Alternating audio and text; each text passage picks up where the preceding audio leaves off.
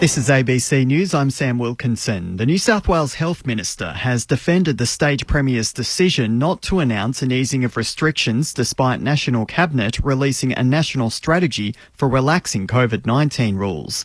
The three-step plan is intended to be rolled out between now and July, with Premiers and Chief Ministers to choose when to adopt each step.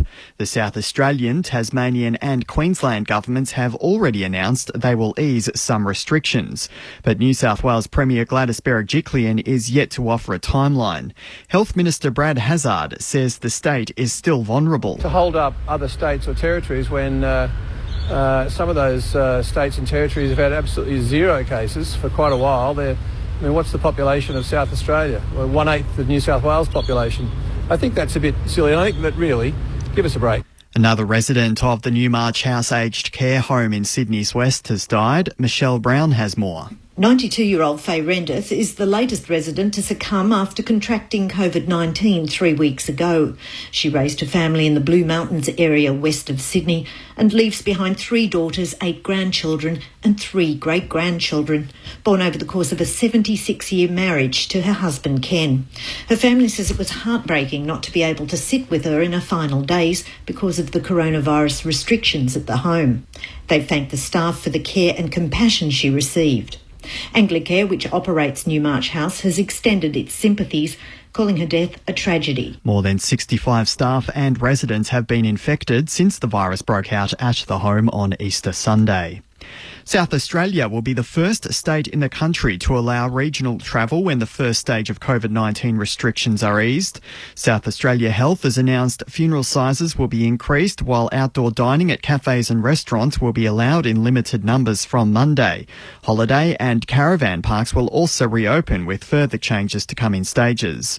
Premier Stephen Marshall says it's now safe for South Australians to holiday in the state and are encouraged to do so. We've done extraordinarily well in South Australia, and now we're starting to reap the rewards. And we know as people travel around, they'll be spending money in those local regional economies, and that will be creating jobs. The Federal Health Minister has welcomed suggestions China could be open to an international review of the coronavirus pandemic. Australia has been pushing for an inquiry and will support a European Union-sponsored motion at the World Health Assembly later this month for an independent evaluation of the crisis. A Chinese Foreign Ministry spokeswoman says the country would support a review by the World Health Organization once the pandemic is over. Greg Hunt says it's a positive move. The fact that we've seen movement from China, I think that's an extremely important step forward. The world is coming together. Airlines based in Britain say they've been told the UK government will bring in a 14-day quarantine for all passengers arriving in the country from anywhere else except the Irish Republic. The new travel restrictions are expected to take effect at the end of the month. It's not clear how long it will be in place for. Airlines have called on the government for clarity on how long the policy will last and whether it will be reviewed. There are fears within the aviation industry measures like these will be hurt the already struggling industry. Queensland's Deputy Premier has announced she is standing aside from her ministerial duties over a Crime and Corruption Commission investigation. The probe is related to the recruitment process for the principal of the new Inner City South Secondary College in Brisbane. Jackie Trad says she will fully cooperate with the investigation and will still be standing for her South Brisbane seat at this year's state election. Let me be clear. No applicant to the principal position was known to me in any capacity, personal, political or professional.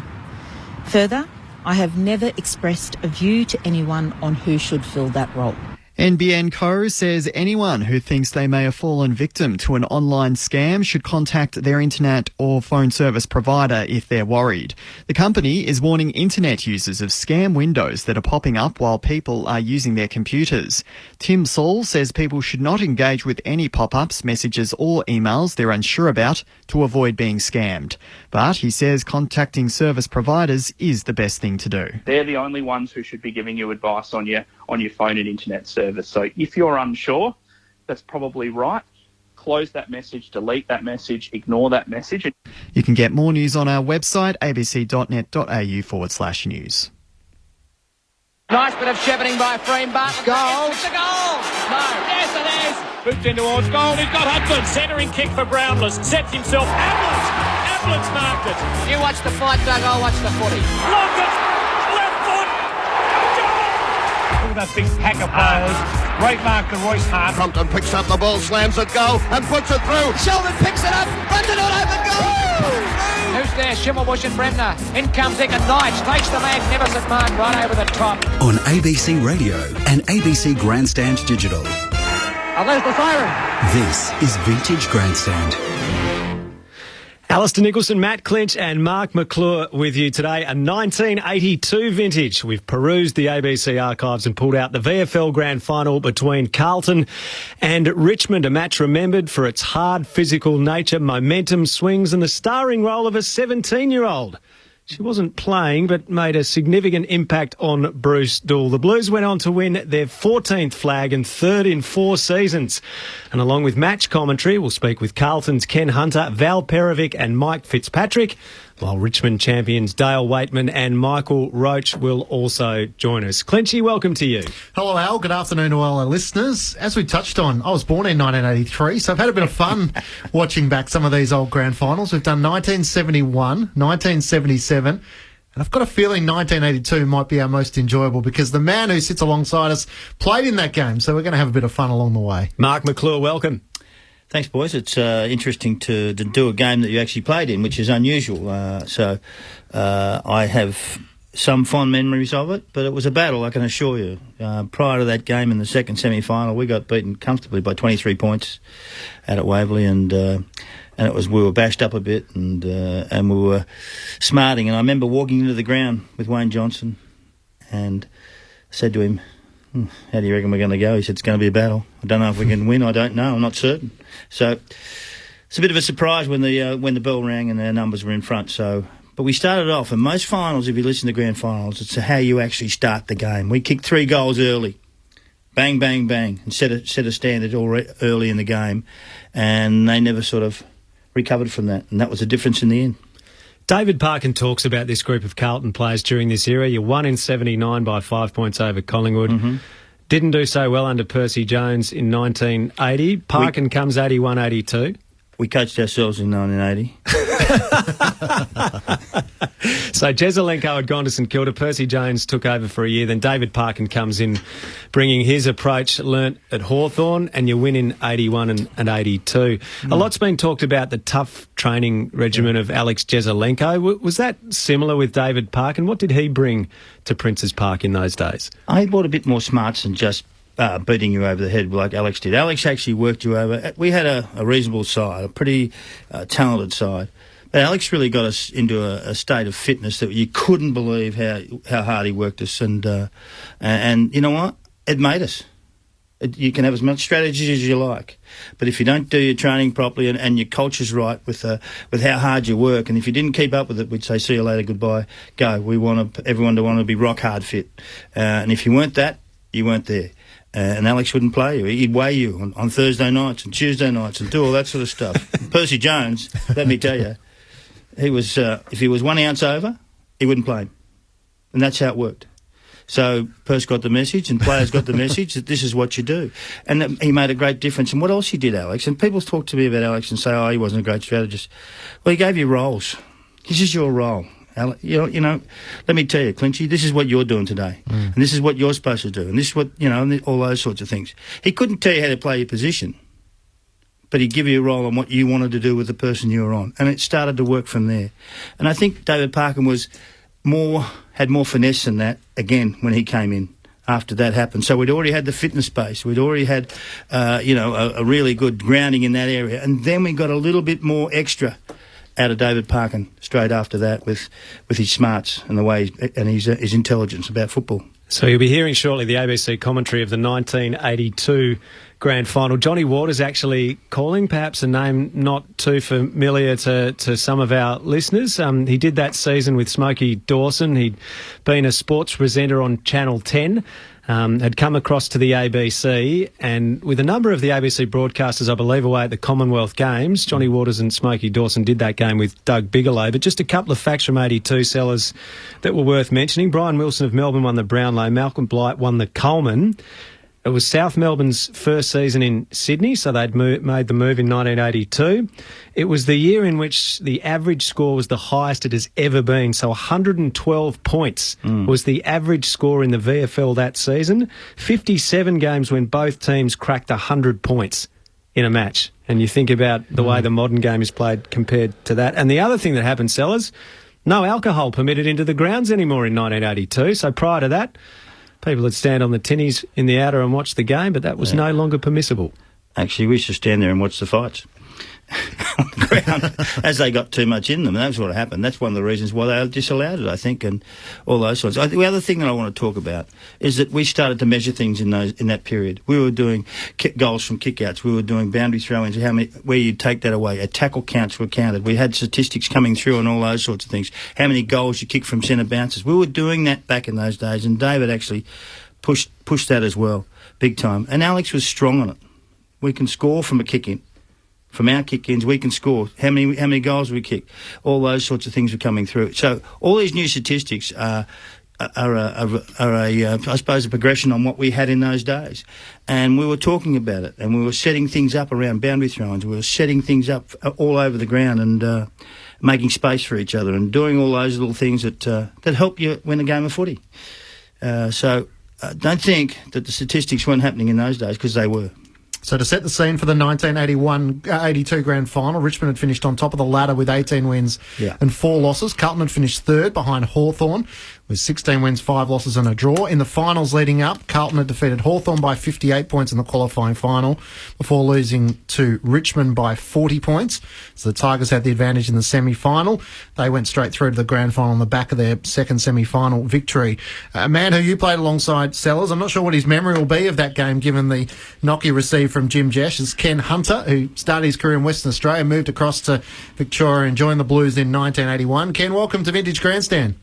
It's good to be with you. What are your memories, or what have you been told of that day since watching it in the reunions with Mark?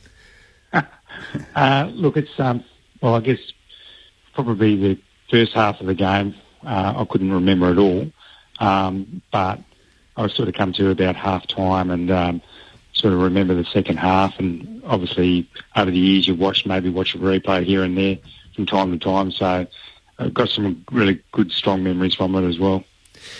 That hit from Jim Jess early on, it really shook you, Ken. You had to go off the ground, and were off the ground for a significant portion of that first quarter, but then you still came back out at the end of the term and played a really meaningful role in the game. Do you feel like you were just playing on muscle memory or instinct in the grand final? I think I was just playing on memory. I just, when I got hit, I didn't even know where I was. I didn't even realise I was in the grand final. I was sitting on the bench, and when you get knocked out, you have this sort of surreal feeling. You don't know where you really are. And I was sort of looking up and amongst the crowd and thinking, I think I'm playing the grand final, but I'm not sure. And then, as I said before, come half time after that, I sort of got my senses back and realised where I was. When you think about it, Ken, coming over from Claremont, you'd always had that desire to play in the VFL. Was it actually watching Drew Morford on the Winners back in the day that gave you that hunger to come over and do what some of the other West Australians had done and try your hand in the VFL? Yeah, absolutely. It used to be like a religion for all us West Australians to watch the Winners on a Sunday night down at Steve's Hotel. And from there, you'd watch all the West Australian players. A lot of them played at North at the time, like Barry Cable and Ross Glendenning and Graham Melrose, these sorts of players. And all you wanted to do was to go over to the VFL because that's where the best football was played, and that's where you had to go if you wanted to prove yourself as a footballer. So I couldn't really wait to get over there, and I was just fortunate enough to pick a club like Carlton, who turned out, just a great bunch of blokes and all supported each other and, walked into a side that had been successful with 79 grand final and then perhaps could have won one in 1980. So to walk into a team in 81 that was well established and come along with Peter Bosasto, I guess, and help complement what the team already had, one being a halfback flanker, another being a half-forward flanker, I guess, was just timely all round for all of us, I suppose. Ken Hunter is with us, won the best and fairest in his first season at Carlton in 1981 and a premiership, and went on to be part of Carlton's premiership in 1982 as well. Ken, is it true that you did have some discussions with Richmond prior to joining Carlton, and what did they say to you? Look, it was early days. I think that, and they were probably the first side that showed a bit of interest, and it was only because Noel Brown was coach of Claremont at the time. And he gave me my first game, Noel. And then I had my, I think he'd sort of made overtures to Richmond, and then had my jaw broken for the third time. So I was only probably 19 at the time. And, I remember Noel Brown got a jumper sent, a lace-up jumper from Francis Burke, just to try and cheer me up a bit after that happened. And but from that point on, I never heard from Richmond again. And I sort of went about playing footy and, started playing some reasonable football, and some other clubs came chasing, and I was just fortunate enough that I chose Carlton at the end of the day. Kenny, what was the difference from where you were in Perth when you first came across? What was your first impression? First impressions are, well, Sellers, you were one of the first impressions that I had. I mean, you're the first bloke that after my first training session, I was about to go home, and I hear this boy say, "Hey, mate, where are you going?" I looked across, and it was you. And said, "Well, I'm going home." He said, "No, you're not following me." We went straight to the nearest pub. Well, you've got to have a debrief every now and then, you know that. Well, it was a good welcome into the club. And, coming from Claremont, they didn't mind having a beer themselves over there. So I didn't mind it myself, but I thought, this is a bit strange. But then after that, all the blokes from training, they all walked in and they were all having a beer. And I thought, this is pretty good. They all... all get on well, and they like a beer, and et cetera, et cetera. And anyway, this happened every training session. They'd find a different pub, and off we go. And it's over Park, and a drive past, and everyone would go, "Cheers," with a glass. There goes the cockroach. And this is what it was like. And then we played all these practice matches, and every one of them got flogged. I'm not kidding, by 10 goals, maybe 20 goals. And I was thinking to myself, great bunch of blokes. Yeah, a great bunch of blokes, but maybe I've come to the wrong club. But they were, when it was time to play, they knew how to switch on. And I was very privileged and, to be able to play with these guys, all of them. They all just knew how to play footy, and it was just a joy to play footy with them. Kenny, it's about having fun. You've got to have some fun. If you don't enjoy where you are, you're not going to stay.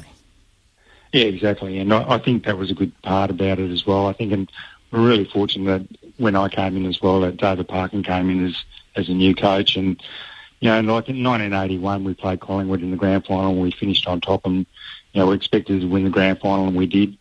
In 1982, we had a really hard year, and I think David Parkin really coached really brilliantly that year. There was one stage throughout the year where it didn't look like we were going to make the finals, and we had a lot of injuries, a lot of suspensions. Then we were able to get us up for the finals. Come across Richmond in the second semi-final with flogged us. They put Cloak, Jimmy Jess, and Michael Roach all up in the forward line, and they threw us, and they smashed us. And David Parkin was really good, and he said, if we can get through Hawthorn the following week, they'll line up the same way, and we'll be ready for them. And sure enough, we got through Hawthorn, and I must say, so as you remember as well, and for this reason, Curly Austin had a job on Lee Matthews that day, and really tagged him out of the game, and that went a long way to us going into the grand final in 1982, and at a time, that Curly missed the grand final and ended up in hospital with a cork leg, and wasn't able to participate. So that was a really hard thing for the team as well, because no doubt he would have been part of 82. So they're the sorts of things, there's the good stories and there's the hard luck stories, and he was the hard luck story for that year. And then going into the grand final itself, David Parkin obviously had time to think, and he made some really brilliant strategic technical moves by putting Wow Jones in the ruck against General Lee, and starting Mike Fitzpatrick at centre-half forward, brought Mario Bordello in to take David Cloak. I think Pera lined up on Michael Roach, and Dooley on Jimmy Jess. So we had the big three covered. And then we got away to the start we did. We kicked 3 goals within 3 minutes.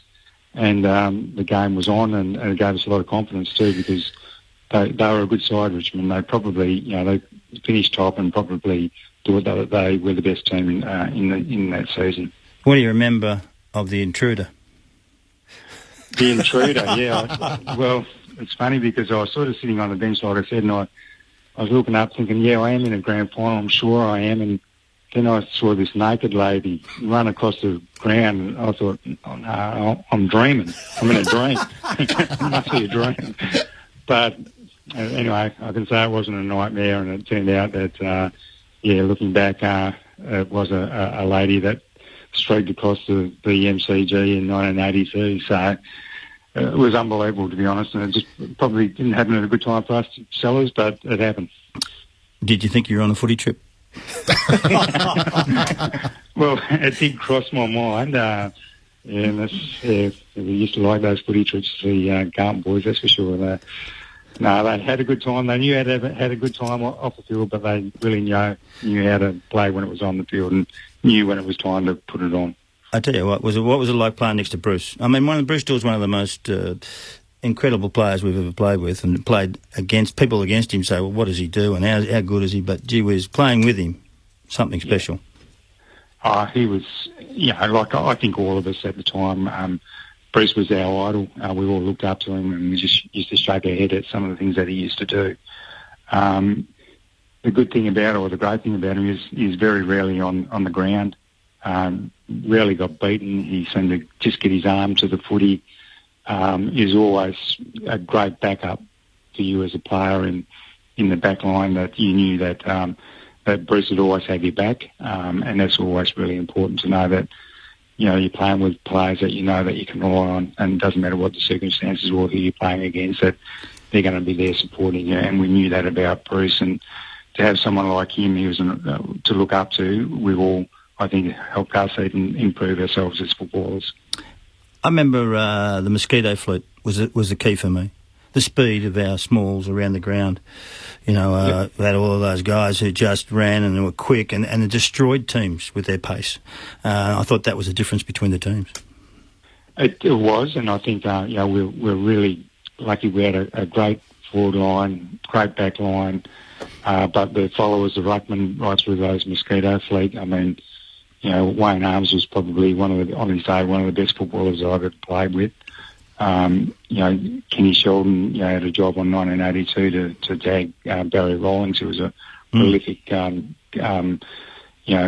possession winner, and he tagged him out of the game and did well himself. So, and then you had, guys like Alex Mark, who was so quick, and Rod Ashman, who probably Buckley should have won a Brownlow, and it was just Jimmy Buckley. He was just pound for pound one of the hardest and toughest players that I played with. So. I could go on and on about Kenny Sheldon's the other. Yeah, Bomber, who was... Just speed, that was amazing. Speed, but the good... And this is what a lot of people... I think Carlton team at that time was so skillful as footballers. And I mean, I was a left footer, and I was probably not a bad example of a left footer. I wasn't the best left footer going around, but I could get it from A to B. But these guys could really pinpoint a pass, and they could read the game really well, and they knew what each other's strengths were and what their weaknesses were, and they were able to play to that. And I think that's what ended up making us so successful as a team, that we knew each other that intimately well, almost off the field as well as on the field. And we really craved success, and I think that's why, as a group of players, that clicked, that were able to pull off back-to-back, which is at the time was something that not too many clubs had done. I think Melbourne was the only club that had done it up to that day. Ken Hunter is with us on Grandstand. He went on to win 3 premierships with Carlton, so the first in 81, then 82, and also won a premiership under Robert Walls in 1987. Ken, late in your career, it's well documented, you had some mental health issues. I just wanted to ask you about the prevalence of mental health in the game these days. Do you feel that it's now being better managed than before? Do you feel like the right mechanisms are in place, or still more needs to be done in this area? Look, I don't think you could ever do enough. And I think that perhaps things could be done better, but I must congratulate the AFL that have taken it on board, and they have decided to do something about it, because people mightn't believe it or want to know it, but it was certainly prevalent back in our days as well. At the time, I'd seen it as a kid growing up in a socio-poor area than what people might think I actually come from, coming from Peamont Footy Club, which is quite an affluent, wealthy area, which wasn't me at all. So I'd seen it as a kid, and I'd seen it in football. And when it happened to me, I had no idea what I was going through, and I kept it to myself as much as I could, which is over a 6-month period. And all I was going was just going further and further down. I thought I was going insane. I didn't know what was wrong with me, until I got to the point where I just couldn't even focus on the footy anymore. I didn't know where I was, and I didn't even know who I was as a person anymore. And I realised then that I needed professional help. I've never needed help from anybody in my life. I've always done things on my own, and I've always got through things on my own. But this was something that I just couldn't beat, and I couldn't beat it unless I had some professional help. So I did that, and also I didn't want to retire like that. That's not how I wanted to go out of the game. And I was lucky I had another year left on my contract, and I was able to get back and play the one game that I wanted to play and leave the game mentally well. So I think that when I was phoned up by Caroline Wilson, which at the time was really courageous on her behalf, because no one spoke about mental illness, and there was not any support around at that time. I think only Lifeline. There was no Beyond Blue or anything like that. And when she spoke to me and asked me if I would speak about what she thought might have happened to me, I thought that I would, because I thought it was important that that the AFL know that there's an issue within the game. I wanted people to know that it also happens in football, and they're not on their own. And 3, that you could get through whatever you're going through. There is a way out. You can get through it. So that was the message that I wanted to get through to people.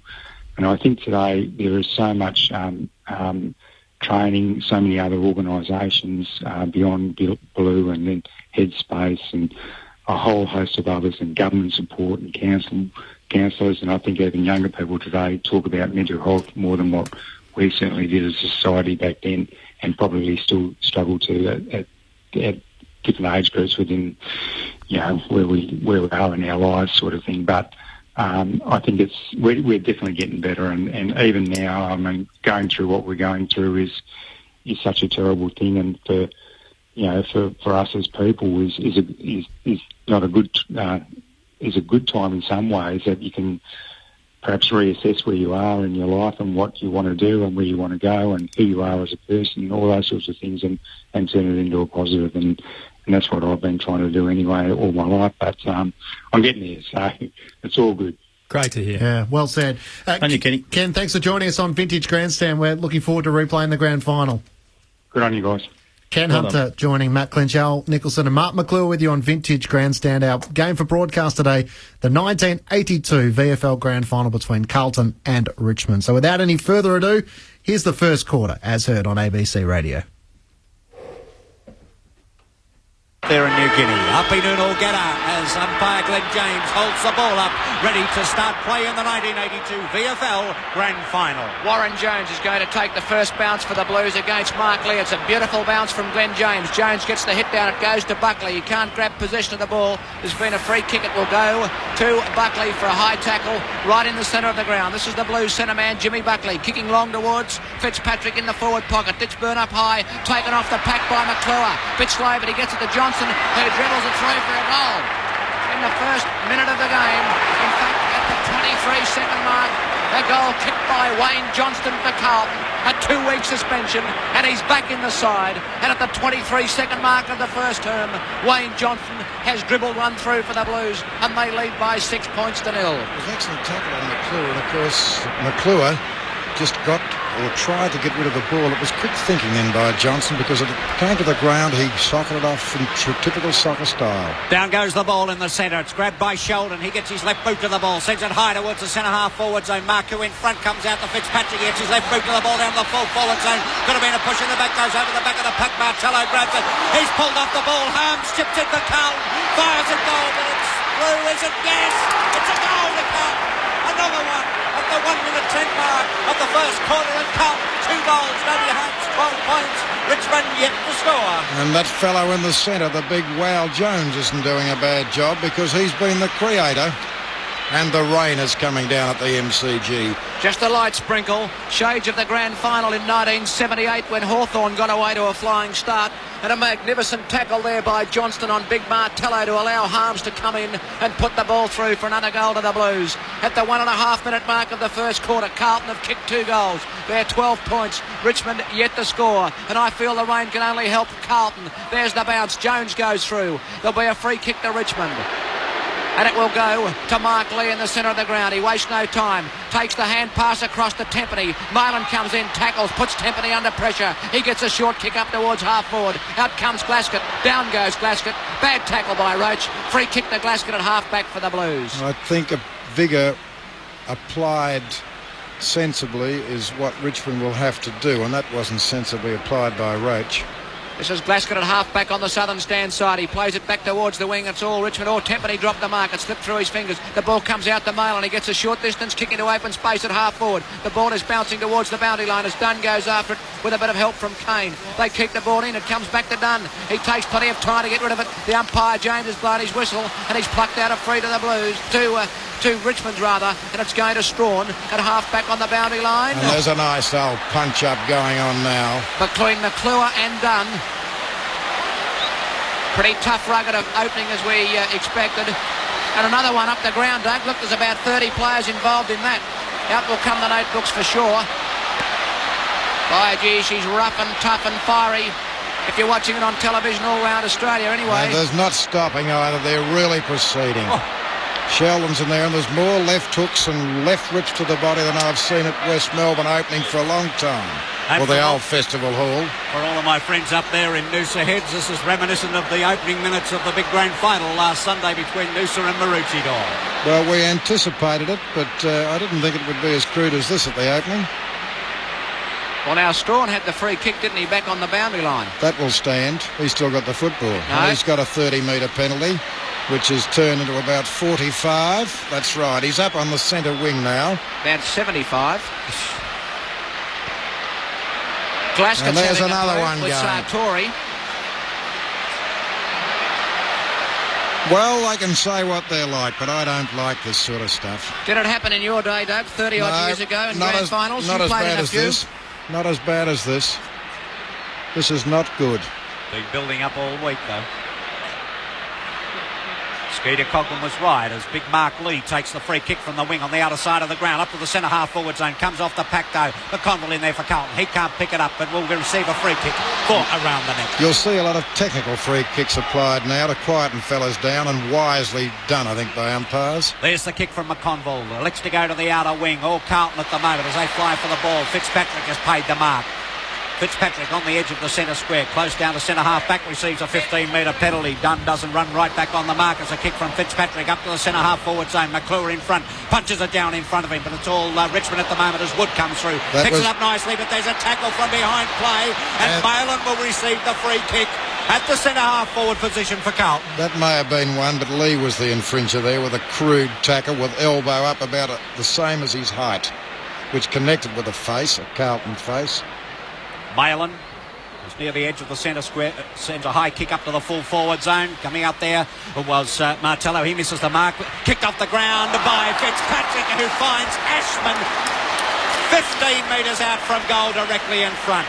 Quick thinking there by Fitzpatrick. Lucks of fortune, and Carlton seem to be possessing of it now. Ashman from 15 yards out directly in front for Carlton, posting goal number 3 on the board. And at the 5.5-minute mark of the first quarter, Carlton move on to 3 goals straight. 18 points, Richmond yet to score. Well, wild and woolly, and I think we're all getting a little bit excited, but I don't think we're over-emphasising anything that is taking place here at the MCG, because it's right before us. On ABC Radio and ABC Grandstand Digital.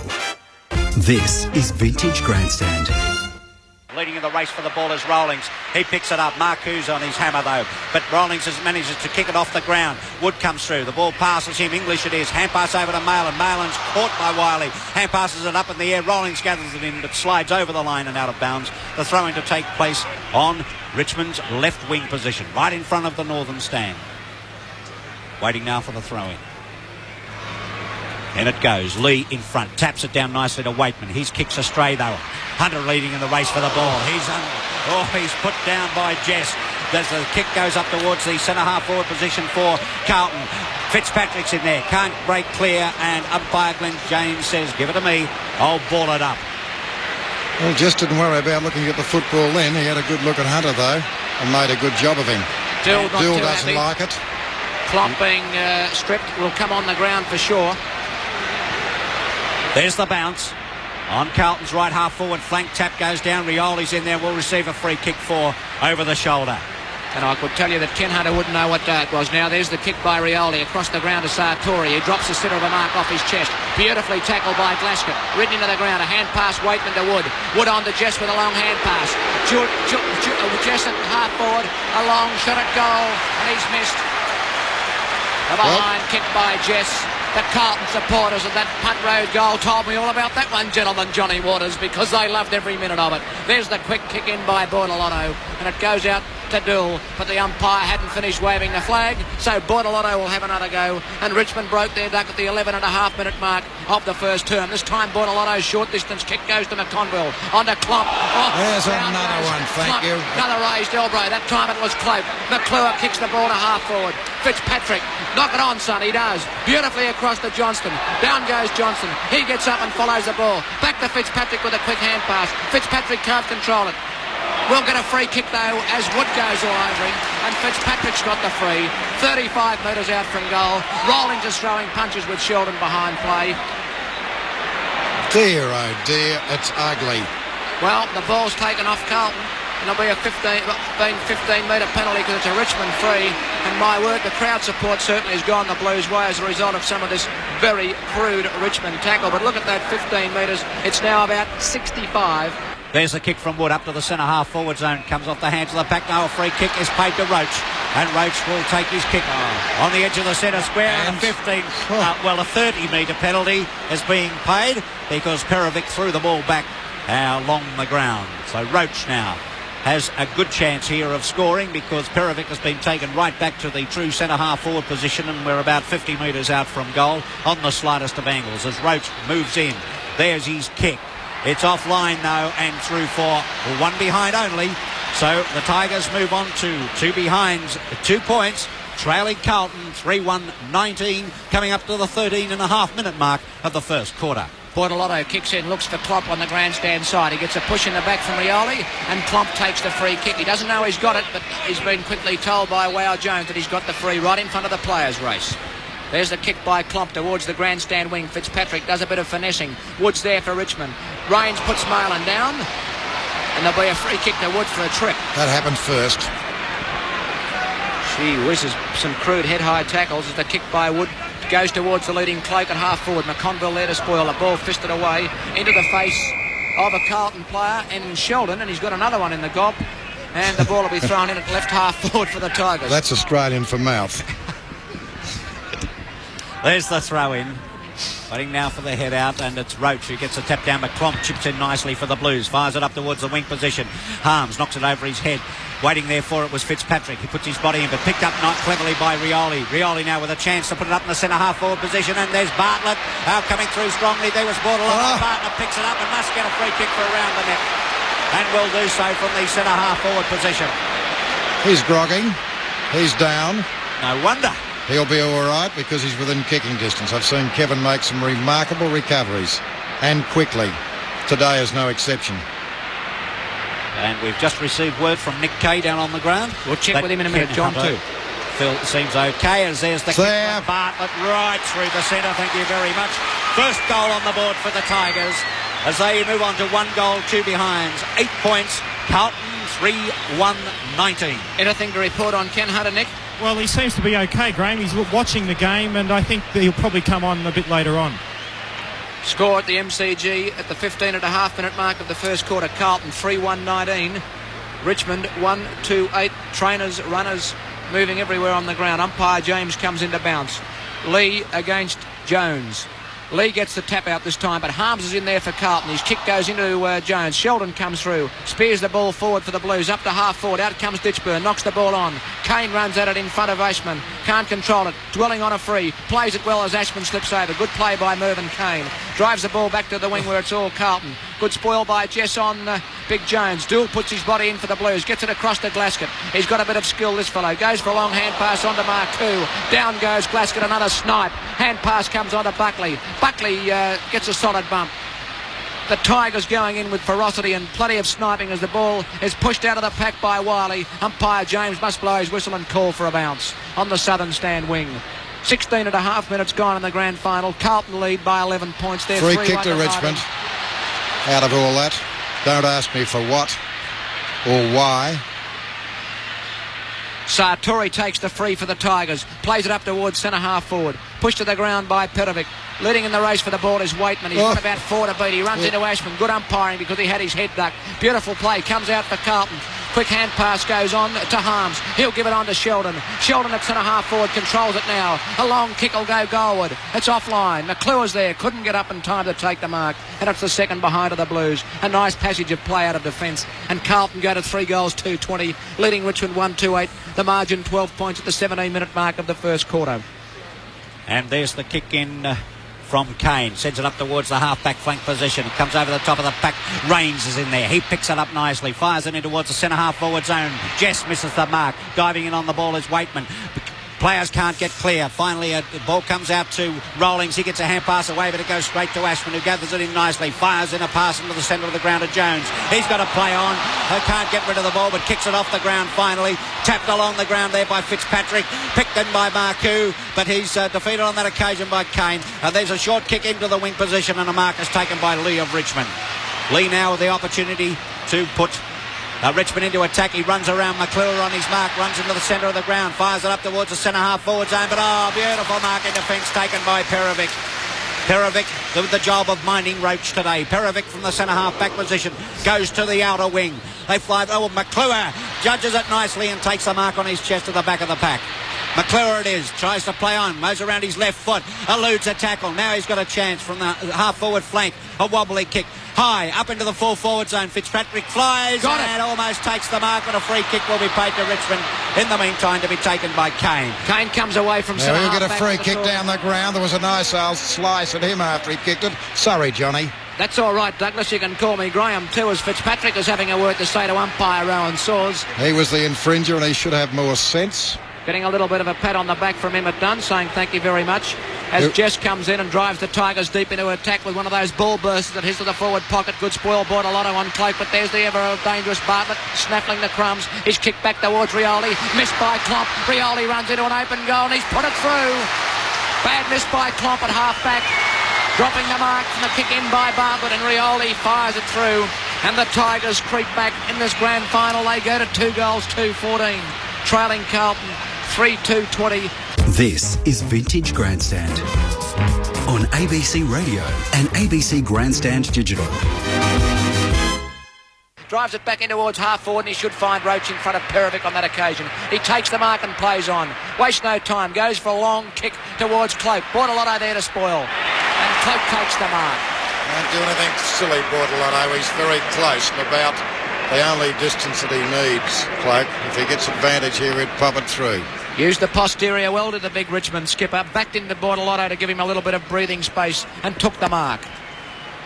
Interesting to see if they try and make it willing for Cloak and see how he handles the pressure. As he comes in and fires at goal towards the punt road end. It's right off the side of his boot. Good advice, Doug Bigelow. Was it out of bounds on the full? It wasn't. It was touched just inside the line, and the boundary umpire will throw it in about 1 metre from the behind post. Right forward pocket for the Tigers, who are down by 8 points, and we've played 45 seconds of time on in the first term in the grand final. Jones gets it down, but straight to Rioli. Open goal, and he's put it through for his second. Clever stuff, son. Left foot and all. I think you'll find he's a left-footer, Douglas, but... That's what I said. I didn't say he was a right-footer. And the Tigers trail by just 2 points at the 26-minute mark of the first term. Carlton 3-5-23. Richmond 3-3-21. Umpire Glenn James with the ball in the centre of the ground, waiting now for the bounce.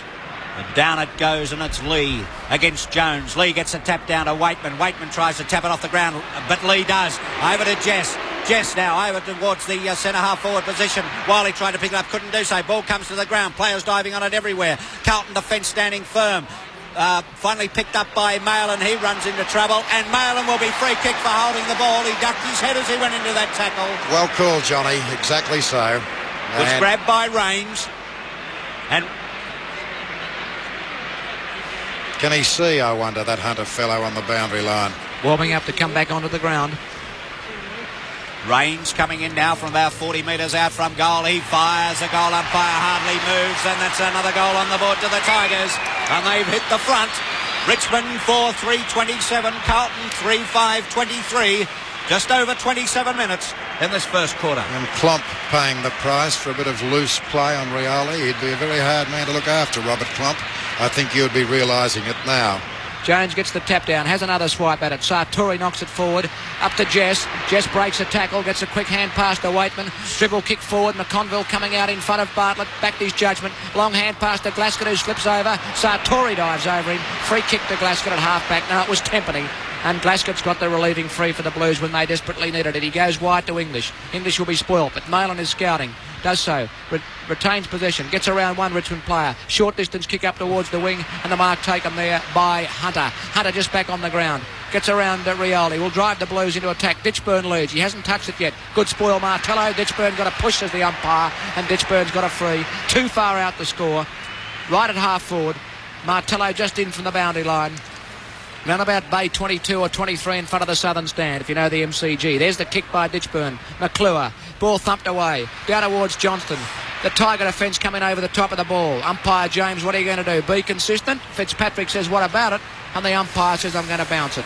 Fitzpatrick doing a bit of talking, which won't get him too many accolades from the umpire. It cost him a player a couple of weeks ago when Bosusto was put off the ground or was rubbed out for 1 week. Umpire James, about 12 metres out from the Carlton goal, bounces the ball. Grabbed by Fitzpatrick, dribble kick forward. Bounces. Johnston keeps the ball in play, but knocks it back to Landy. Landy there for Richmond to put the ball away. Back towards the wing. Jones and Lee, and Jones takes the mark. Good use of the body. And as a Richmond player who's got a thick ear because Johnston gave him a little bit of a biff right over the ear when he was shepherding. I think it was Mervyn Kane. Well, Jones goes for a short pass. Johnston leads. He gets a biff over the ear, and he's taken the mark. Almost a biff over the ear. No, it was a square off. He delivered one just a moment or two ago. And here he is, Wayne Johnston, 45 metres out from goal, the slightest of angles. 29 and a half minutes gone in the first term. No fancy business. He's got to go back and have a look at the big sticks. He comes in on the left boot. The drop punt. Well, that's wide. And handsome for a behind. 1 goal, 2 to Johnston, and Carlton kicking themselves out of it since they started in a blaze of glory. They're 3-6-24, Richmond 4-3-27, 30 minutes gone in the first quarter, and the Tigers lead by 3 points. Waiting now for the football to be returned from the crowd. It doesn't look as if it's going to be. Few kit bags in there. Few kit bags will be stuffed with footies in there behind those goals at the main scoreboard end, John Waters. Yes, a bit of larceny of leather, and as you mentioned, Graham, a moment ago, Carlton certainly, since the wild and woolly and hectic opening, have had opportunity to have been quite a deal further in front, but they haven't made the most of it. Some near misses, hit the post by Wayne Harms, and a couple of the smaller players right offline. So they had 9 scoring shots to Richmond's 7. In one of the wildest openings I've seen for a long time. There's the kick from Martello out to the right half-back flank. All players there spoiling themselves on the Richmond side. Comes out to Buckley, though. He won't spoil as he gets a hand pass over to Glasgow. Glasgow tries to thread his way through the pack. Gets a hand pass back to Buckley. Dropping in short as Ashman, but it's knocked away from him by Martello. Comes to the ground again. Marcou's in there.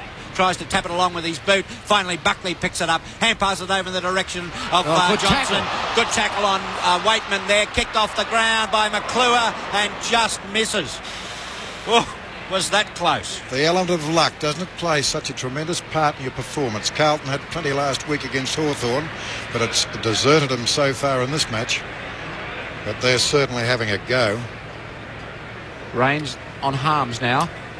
Malin on Wood as Martello kicks into half-back, looking for Lee. Jones again using his body. Nearly took the mark. Knocked out to Ashman. Ashman fumbles. Ball comes across to Waitman. Quick kick up towards the wing. Roach out in front of Perovic. Knocks it on, but Hunter read it beautifully. Realised that was on.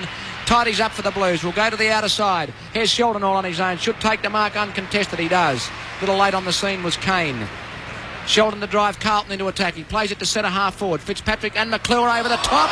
Couldn't hold it. Wiley grabs it off the pack, kicks it away. Chance for the Tigers, and it's marked by Roach sliding along the ground. Roach between half-back and the wing. Southern stand side. Puts the ball to the leading Jess. A lovely kick by Roach. And Jess marks right in the centre circle.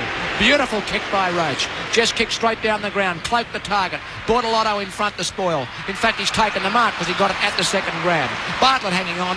15-metre penalty to Bortolotto, but he gets the hand pass to English. English looks for Glaskett. Roach over the top. Couldn't hold the mark. Kicked off the ground quickly for the Blues. Gives Fitzpatrick the chance. The kicker was Hunter, but he followed up, but Fitzpatrick has a kick. Ditchburn bounces off his chest like a hot potato. He's got a free day for a push. Well, he's hit the deck holding his head, so there must be every reason why he did, because I don't think the footy hit him in the head, because it bounced off his chest as if it was a hot potato, and Ditchburn has the free kick for the Blues at the 32-minute and 45-second mark of the first quarter, and he's limping badly. I don't think it's the head that was the trouble, Graham. I think, as you described, limping rather badly. And he can't, obviously will not be able to take his kick. Ashman has designated himself as the closest Carlton player to Ditchburn when he got the free kick. Bazusto is a fairly useful interchange player to come on. Ditchburn's, yes, he's coming off. Yes, he's being carried off by three trainers. And Ashman, no, Johnston. Well, Johnston's kicked one goal too. He's missed one from about this same position just a little while ago. This time his left foot kick is a goal. The Blues are back in front. 33 and a half minutes have been played so far in the first quarter. Johnston becomes Carlton's first multiple goal scorer, and the grand final score, Carlton 4-7-31, Richmond 4 goals 3-27. Bazusto, the interchange player, to come on for Ditchburn, and now he breaks away from the trainers, and Nick will get a report for us shortly. Now Johnny. Ball back in the centre. Waiting now for umpire Rowan Sawyers to put the ball down as he does so. And it's Lee against Jones. Lee gets a tap down and goes straight to Ashman. Jones deals with him. And Ashman will receive the free kick right in the centre of the ground. Nearly decapitated was Ashman. Ashman now, long torpedo punt kick up to the left half forward flank. They fly high, but free kick will be paid Richmond's way, going to Wood on the half-back flank for a push in the back. Bazusto, the culprit on that occasion. There's a kick from Wood up to the centre wing position. Roach in front. Will he be paid the mark? Play on, says the umpire, as the siren sounds for the end of the first quarter in the 1982 VFL Grand Final. And the scoreboard reads, Carlton 4-7-31, leading Richmond 4-3-27. Vintage Grandstand on ABC Radio and ABC Grandstand Digital. Quarter time in the 1982 VFL Grand Final between Carlton and Richmond. Matt Clinch, Al Nicholson and Mark McClure with you for Vintage Grandstand. The Blues holding a 4-point lead at quarter time. Our next guest joins us from the Richmond Football Club, Dale Fleet-Waitman. Welcome, Dale. Thanks for your time on Grandstand. Thank you very much. It's great to be, I suppose, not out, but speaking to people. 274 games for the Tigers. You played in the 1980 Premiership. We've just played the first quarter. Carlton started fast, but you're able to sort of answer back late in that quarter. Yeah, but they got away pretty early, what I can recall, because it rained a bit and they got the ball moving, and they kicked a couple of quick goals. And we just took us a while to get back into it. So they come out of us pretty hard, the Blues. Jim Jess was lining a few up. He got Ken Hunter good and proper early in the game, and that wasn't the only incident he was involved with. But the first 15 minutes or so, Dale, I think there were 9 15-metre penalties and more than a few skirmishes. Do you remember it being a fairly physical encounter? Yeah, definitely. You know, it was always, I don't know who's... you go in the games like that, and you're not too sure who was the instigator. But, look, we've beaten Carlton probably... pretty easily in the semi-final, and they come out. They were full on. They had some, and I know that we missed a couple of blokes through injury that would have helped us on the day. One Mickey Malthouse, and the one that a lot of people forget was Andy Preston. He was mad as he was mad as a snake. So those two guys would have been really good for us. Tell me about Francis Burke. It's his first year as coach. He goes straight into a grand final. TJ was sacked for winning the 80 grand final, and then they finished sixth, was it? You finished just out of the finals, so they got rid of him? That's unusual. Oh, well, it was Richmond Footy Club. It's happened a fair bit at the Tigers in my time. I've been there, I was there 16 years, and I couldn't work it out either. I was only in my third or fourth year, and really, those type of decisions, I think, can actually, I reckon it cost me in my playing career a couple more finals appearances and maybe a couple of grand premierships. I don't know, because after 82, I never played in another final. Neither did Richmond. That's correct. So it was mind-boggling at the 34 time. years before you got into another grand final. It takes a while. It's not like the Blues. Look, we're going through it. They just paid. They paid everyone. They can't do that anymore. Otherwise, you would. Why weren't you there then? Why weren't you? Richmond didn't have any money. That's why you stayed there, yeah. Oh, look, it's 34 years since then, and it's interesting because they did change and chop their coaches at random, and it did hurt you.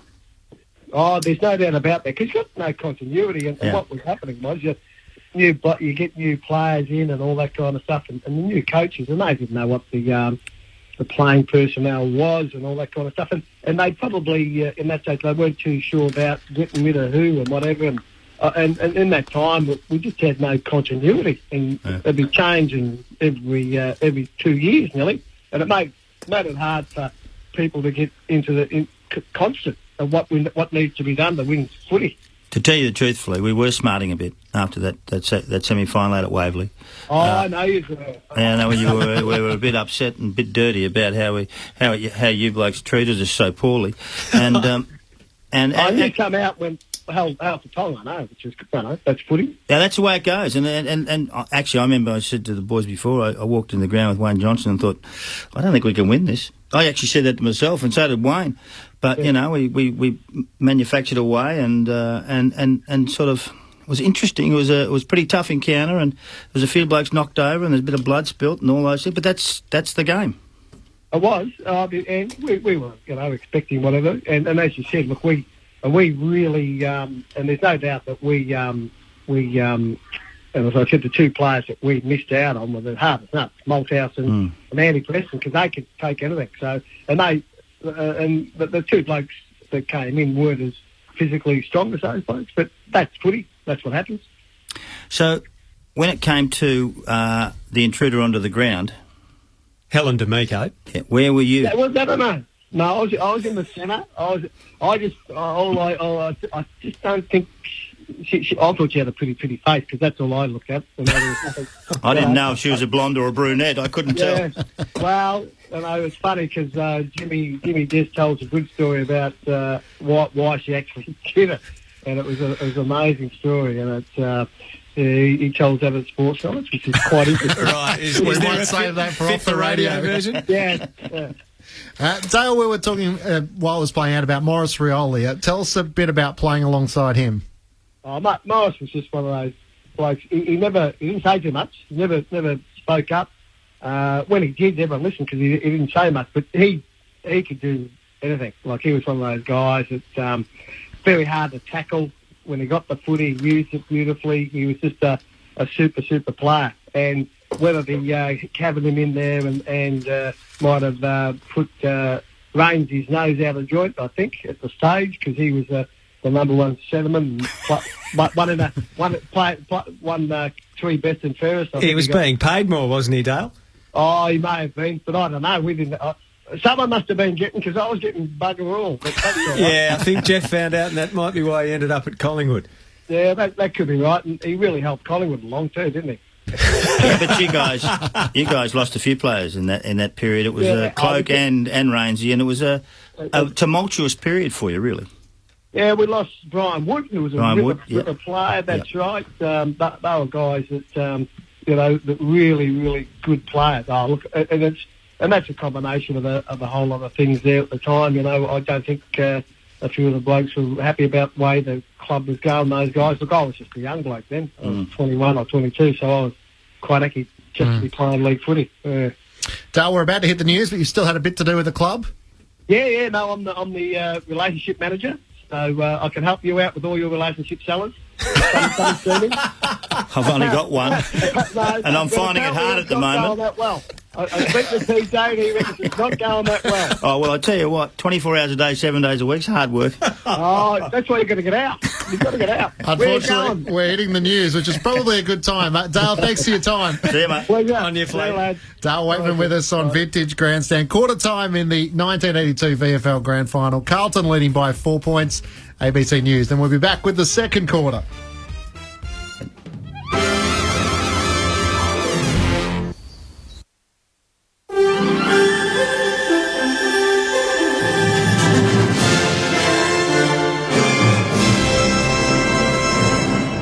ABC News, I'm Sam Wilkinson. The Federal Health Minister, Greg Hunt, says it's up to the states and territories to decide how and when they wind back coronavirus restrictions.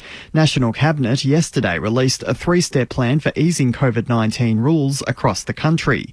Mr Hunt says while some state and territory leaders are moving more quickly than others, the federal government is pleased with the progress so far. One country, one direction, different speeds, but all heading towards the common goal of keeping Australians safe but getting Australians back to work. Western Australia has recorded no new coronavirus cases for the 9th time in 10 days. Garrett Mundy reports. The Health Minister, Roger Cook, says there are now just 7 active COVID-19 cases in WA. 6 of those are in Perth and 1 in the Goldfields. 4 of the cases are in hospital, 1 in intensive care. The state government will outline its roadmap for relaxing restrictions tomorrow, but Mr Cook says there is no room for complacency. We cannot start to be casual and drop our guard. The minister also announced a new medical research fund in partnership with the state's resources sector to be overseen by the state's chief scientist. The number of coronavirus cases in Victoria has risen by 10 since yesterday to 1,477. 4 of the new cases are linked to an outbreak at an abattoir in Melbourne's west, bringing the total number of cases there to 75. About 140,000 tests have now been carried out in the state. The state's premier is planning to make an announcement about easing restrictions on Monday. New South Wales Health says the 17th resident to die at a Western Sydney aged care facility died of an illness unrelated to coronavirus. 92-year-old Faye Rendoff died at Newmarch House yesterday after testing positive to the virus 3 weeks ago. Her granddaughter, Savannah Robinson, says Mrs Rendoff would still be alive if not for her COVID-19 diagnosis. But Director of Health Protection, Dr Jeremy McAnulty, says the advice from the home's infectious disease doctor is that the death was not directly related to COVID-19. Without going into personal details, we understand that the person had COVID, had recovered, had other illnesses and was elderly and had died. The doctor does not believe directly related to COVID. The US Vice President Mike Pence's press secretary, who is also the wife of one of President Donald Trump's senior staff, has tested positive for coronavirus. Mr. Trump has advised Republican lawmakers that the Vice President staff member Katie Miller has COVID-19. Her husband is immigration advisor Stephen Miller. The development is raising alarm about the virus's potential spread within the White House's innermost circle, coming a day after Mr. Trump's personal driver tested positive. The federal opposition says it will demand answers from the Prime Minister about a controversial sports grant scheme when Parliament resumes next week. The National Audit Office has previously criticised the $100 million program as being focused on marginal and target seats. It's now released summaries of emails between the offices of Scott Morrison and former Sports Minister Bridget McKenzie, which included a reference to the Prime Minister not having had a chance to look at the list of successful clubs a day before funding was announced. A spokesman for Mr Morrison says the Prime Minister was not the decision-maker, but Labor leader Anthony Albanese says the emails raise more questions. This is a $100 million scandal that goes straight to the Prime Minister himself and the Prime Minister's office. And Bridget McKenzie has been made the scapegoat for this. Queensland's Deputy Premier says she will fully cooperate with a Crime and Corruption Commission investigation that's seen her stand aside from her ministerial duties. The probe is related to the recruitment process for the principal of the new Inner City South Secondary College in Brisbane.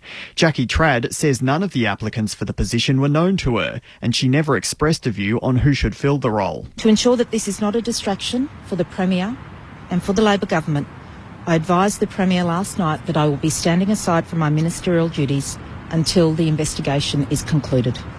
I fully intend on running for the seat of South Brisbane and ensuring strong, progressive leadership for our community. And Russia is to hold scaled-down commemorations of VE Day, marking the 75th anniversary of the final defeat of Nazi Germany in World War II.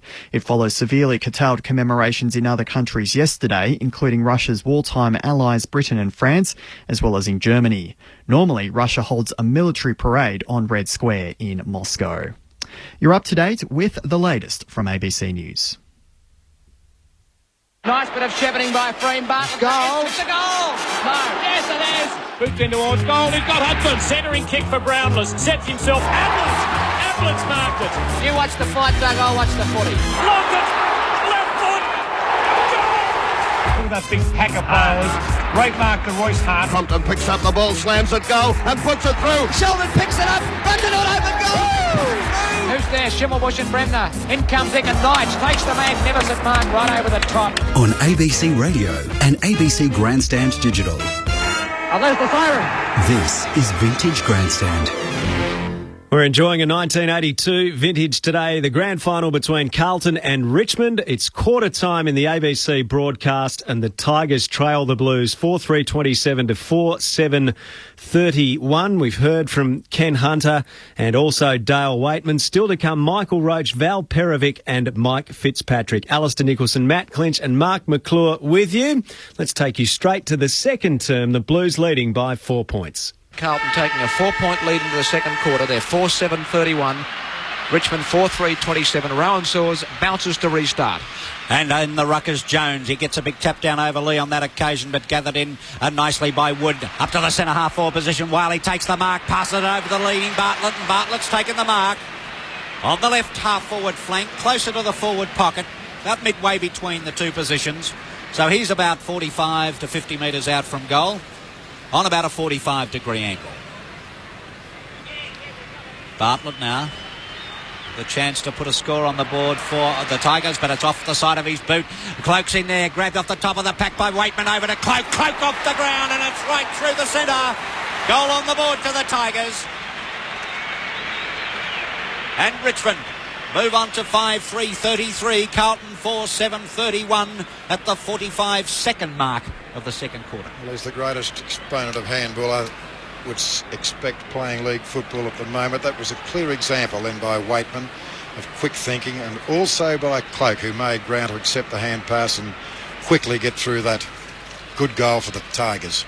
Then James bounces to restart. Jones and Lee, big knock by Jones, but it's intercepted for Richmond and kicked away by Sartori up to half forward. Petrovic spoils well. McConville takes it. Oh, he hand passes straight to Waitman. Waitman with Cloak all on his own in the goal square. No one there. Takes the mark, runs on and bang.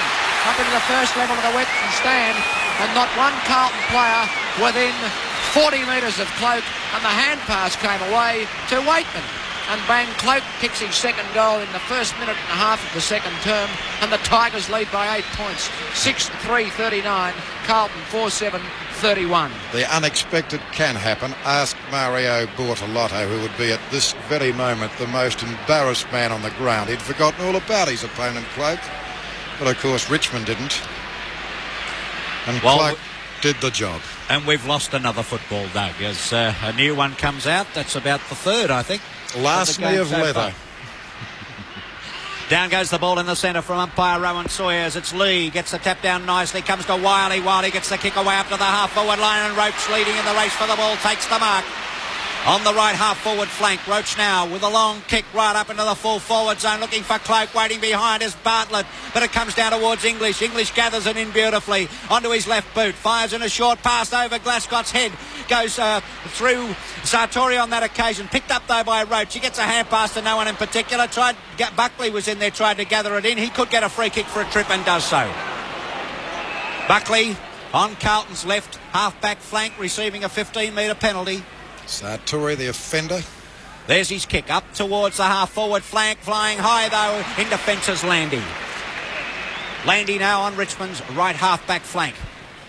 It's a high kick, looking for the high flyers. Perevic's there and has given a free kick away. No, he's received one. Don't kick it, you'll do 15 metres, Wiley. Perevic, obviously, with the kick, you know.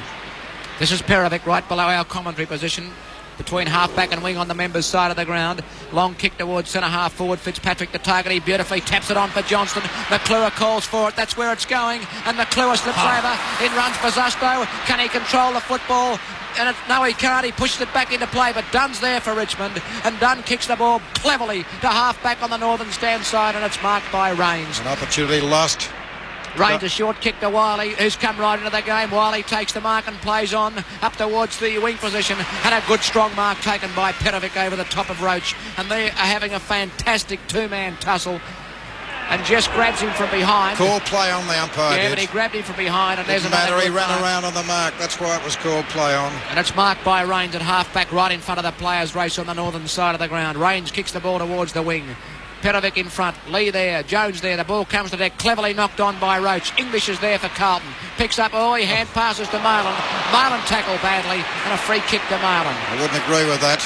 Right across the shoulder, Douglas. Martello's got his name written all over that one, and he takes the mark. Should get a 15-metre penalty as Sheldon tapped the ball out of his hand. Does get a 15-metre penalty, and Marty has it. Now well into the centre square for the Tigers. He'll roost the ball long, straight down the ground towards centre-half forward. Hunter is there in front. Good knock on by Rioli. Better now when Bartlett grabs it. Left foot snap. Look at that for a kick by Bartlett. And he's put it through. Magnificent stuff. Staggering. He's kicked a left foot snap about 65 metres. Beautiful knock on by Rioli. And Bartlett throws the fist into the air. His second goal. Rioli's kicked a couple himself, as has Cloak. It's all Richmond. 7-3-45. Carlton 4-7-31. 5 minutes, second term, and the Tigers lead by 14 points. This is Vintage Grandstand on ABC Radio and ABC Grandstand Digital. Fitzpatrick against Roach, comes over the back to Johnston, but his missed kick finds Rawlings. Rawlings gets his boot to the ball, up towards the centre-half forward position. But a good mark taken by English at the centre-half back position. He plays on immediately, sends it out to the right wing position and finds Fitzpatrick. He'll go back to take his kick and will receive a 15-metre penalty. So Rawlings now not running back straight on the mark, so he'll receive another 15 as finally Fitzpatrick puts his boot to the ball, up to the centre-half forward position, and a beautiful mark to Bazusto. He plays on, hand pass to Hunter. Hunter into an open goal, and he's put it right through the centre. Another goal for the Blues. Fantastic play by Carlton. Mercurial stuff by Bazusto, and if ever the Blues needed a lift. 15-minute mark of the second quarter. Richmond 7-3-45. Lead Carlton 5-8-38. 7 points the Tigers now lead by. Fitzpatrick rucking against Lee. Knocked away by Wiley. Running at the ball strongly as Johnston tackled high. No, in possession. Free kick to Wiley. Against anybody else, if it had been Jesse, would have been awarded the other way. There's the kick by Wiley. Bartlett props on. Harms takes a one-hander. Magnificent mark by Harms. Struts back like a proud peacock at centre-half back for the Blues, and so he should after taking that. Up towards the wing position. Hunter up. Strong hands, not paid. Picked up by Rains. There's running players for Richmond. He gets it out to Wiley. Wiley kicks towards full forward. There's Harms again. Couldn't take his second one-hander. Bortolotto falls on the ball. Bartlett falls on Bortolotto, and Bortolotto's got the free. Glasgow runs to the back pocket, just there to spoil. Glasgow's got superb balance, holds his ground, beautifully threads his way through the pack, a bit quick for Cloak and Jess, kicks it out wide. Out there is Buckley, he knocks the ball on, but there's that ever-reliable player Mervyn Kane, but Marcou's there to tidy up for the Blues, hand pass to Malin. Bazusto's running the same way as the footy, but McClure takes the mark. Was he sniped? Not by Big Al. There's the hand pass to the running Marcou. He straightens up at centre-half forward, fires at goal. Off hands, the ball's still in play. McConville's got it in front of him. He falls over and the ball trickles across the line. Some 20 metres from the behind post. Left forward pocket for Carlton, who are down by 7 points. 16 minutes and 20 seconds into the second term. There's the throw in, and it's Jones against Dunn. Dunn gets that tap down, but the pack forms on the ball again, and umpire Glenn James has no option but to say, give it to me, I'll ball it up. And Carlton's left half-forward flank, more towards the left forward pocket as the ball goes down. Jones is there, taps it down nicely to Ashman. Ashman fires at goal, but it's way offline and through for one behind only. So Carlton move on to 5-8-38, trailing Richmond 7-3-45. 6 points the difference coming up to the 17-minute mark of the second quarter. Kicked in for Richmond by Strawn to half-back on the grandstand side. It clears the pack. Quick kick back by Johnston towards centre-half forward. Knocked on by Marcoux. Thumped away by Strawn. Chance for Hunter. Overruns the ball. It comes to Wiley, who has been a good player in this term. He goes for a short pass to Rains, and it will be a winner as Rains takes the mark on the members' wing. Quick cover needed by Carlton, but now Rains goes long to centre-half forward. Cloak runs, but English is there in front. Coming through strongly as Harms bangs the ball back into the centre. The mark taken by Ashman. Hand pass to Sheldon. Sheldon from right out of the centre of the ground has one bounce. Oh, his short pass. Beautiful. Intercepted by Strawn. Beautiful, as John said. Lovely use of the body by Dool. Through comes Hunter. Breaks a tackle. Tries to get boot the ball. Out comes Rioli. He does it magnificently. Down the ground, thank you very much. Silly free kick by Ashman, who normally wouldn't hurt a flea, gave Rioli a bit of a cuff, and as Doug said, down the ground, and Cloak's got the free, 40 metres out from 35 metres out from goal on a 45-degree angle.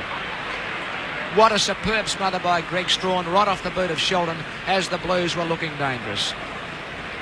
18 minutes gone in the second term of the grand final, and Richmond 7-3-45 lead Carlton 5-9-39, and the Richmond skipper David Cloak has a chance to kick his third goal for the term. 40 metres out, 45-degree angle, taking his time. He comes in, the drop punt on its way. The goal umpire doesn't move. Looks pretty good. It's good enough. 2 flags. Cloak's third, and Richmond 8-3-51 lead Carlton 5-9-39. The Tigers by 12 points, 18 and a half minutes gone. And Robert Klomp about to come back onto the ground here at the MCG. To say the least, the Tigers a little more workmanlike, a little more thorough, because Carlton have had opportunity in this term and haven't made the most of them. Some bad missing. Jones is the player coming to the interchange bench for Carlton. Klomp going into attack. There's the bounce. There's the bounce in the centre of the ground as it comes out to Hunter. He breaks clear. The leading of the race for the ball, there's McConville. He gets a hand pass up in the air to no one in particular. Rains is in there. Lee takes it. Here go the running players for the Tigers now as he gets his hand pass out in the direction of Rawlings. Chipping in though is Wiley nicely. Wiley now kicking it up towards the full forward zone. Cloak from behind. Taps it over to Waitman. Waitman running into an open goal, and it's right through the centre. Put down their glasses. And that's Richmond's 9th goal. Dale Waitman's first, and the Tigers move on to 9-3-57. Carlton 5-9-39. Well, it's always, I suppose, the last line of defence. You've got 3 magnificent players which Carlton have had over the years, but the one guy they're missing this afternoon with a little bit of nous down there is one Jeff Southby. Play restarted. Fitzpatrick still rucking. Grabs it that time. Short left foot kick to centre half forward. Grabbed by Martello. He kicks it back towards half forward for the Tigers. Waitman in front. English grabs it though. With sheer strength breaks the tackle. Left foot kick from the centre to centre half forward. All Richmond. Emmett Dunn couldn't hold the mark. Off hands. It comes down to Landy on the burst. He gets it across to Tempany. Tempany in the last line of defence. Kicks it to McClure. Back towards Tempany. He falls on it. So does Landy. Umpire James has blown his whistle. In danger. Kick and a free kick. Richmond. To Richmond. And there's a Richmond player down on the deck. It's either Tempany or Landy. And he looks like he might be out cold as Peter Welsh is warming up. Free kick against McConville. Stretcher case. It's not Landy, it is Tempany. And now Martello's taking the free for Richmond. And he might have got a boot there accidentally, because that's what umpire James paid, a kicking in danger free kick, as the Richmond doctor is going to come onto the ground. And we might have a hold-up in play, because I'm sure umpire James, if there's going to be a stretcher case, and the stretcher's coming onto the ground. Well, if it's Tempany, it's most unfortunate for that player, because he's had his share of injury at finals time in years gone by for the Tigers, and this is one that he's not going to see out.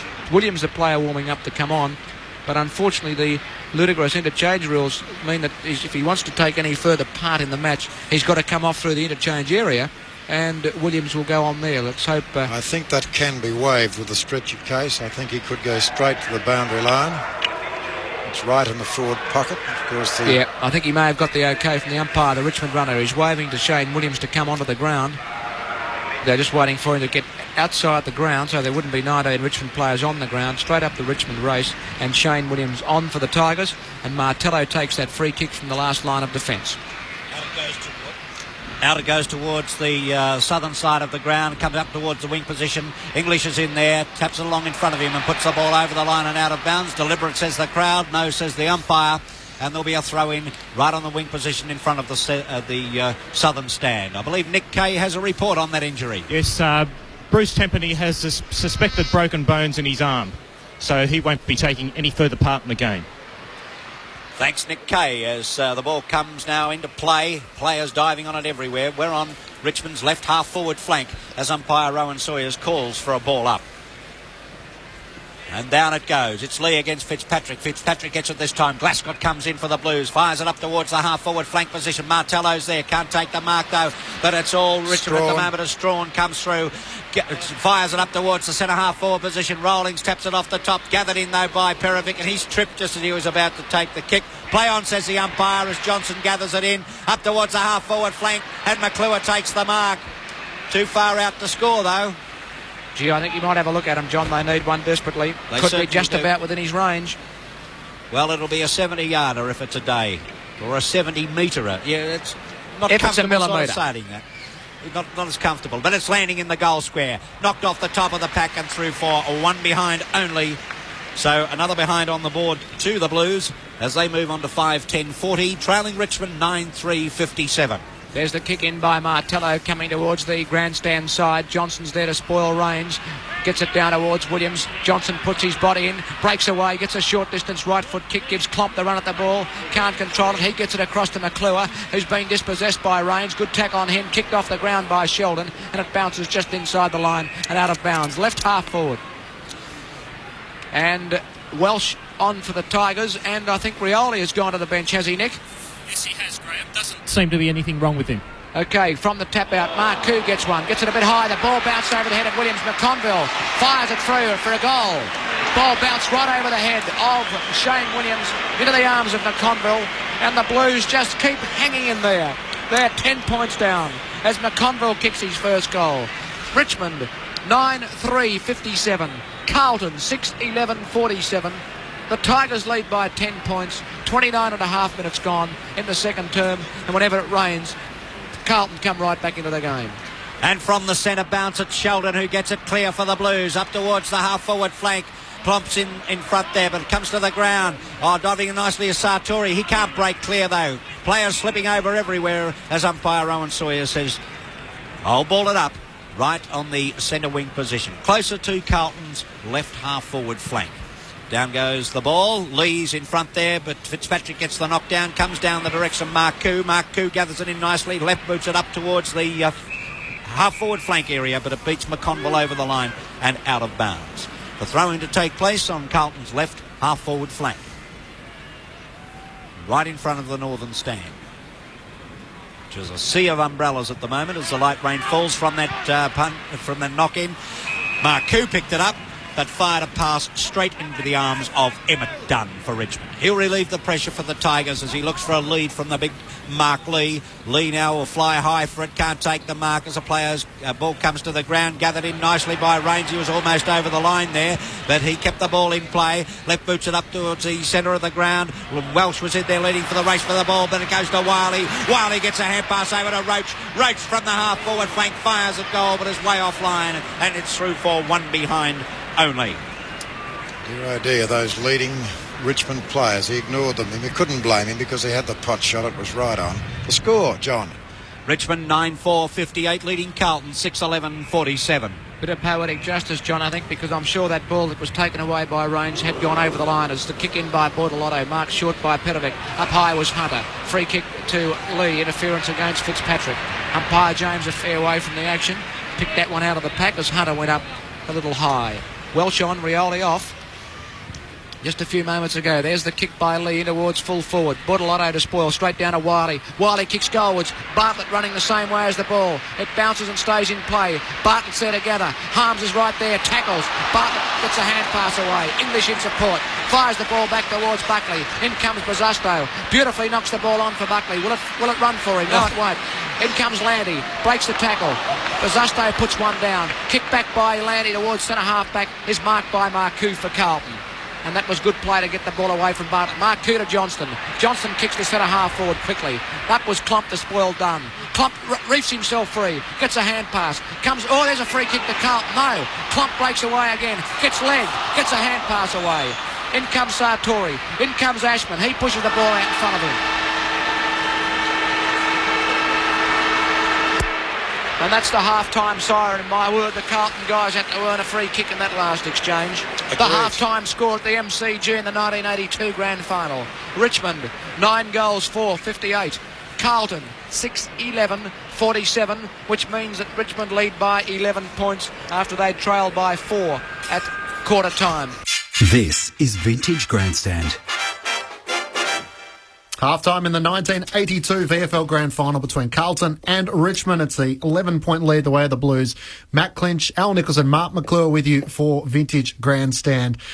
Looking forward to chatting to this next guest, Val Perovic, who was with the Carlton Football Club. Val, welcome to Vintage Grandstand. Good afternoon.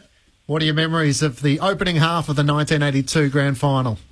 Yeah, a little bit concerning at half-time. I guess we didn't kick all that well in the first half, but there was a lot of belief in the rooms at half-time, and we just had to work a little bit harder and capitalise on our opportunities, and we were quite confident that we'd win the game. You let them kick too many goals, Val, in the second quarter. Top of all, you forwards not doing enough work in the forward line, sellers. Haven't you ever heard of that, working both ways? You wouldn't even know who you played on.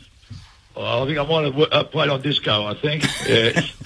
He didn't have his best day, Michael Roach. We're going to be speaking to him a little later on. Val, can you set the scene for us prior to the match and the way David Parkin built the game up? Because there was a feeling, and Sellers and others have talked about this already today, that after the second semi-final that Richmond had really physically got you, and David Parkin wanted a response.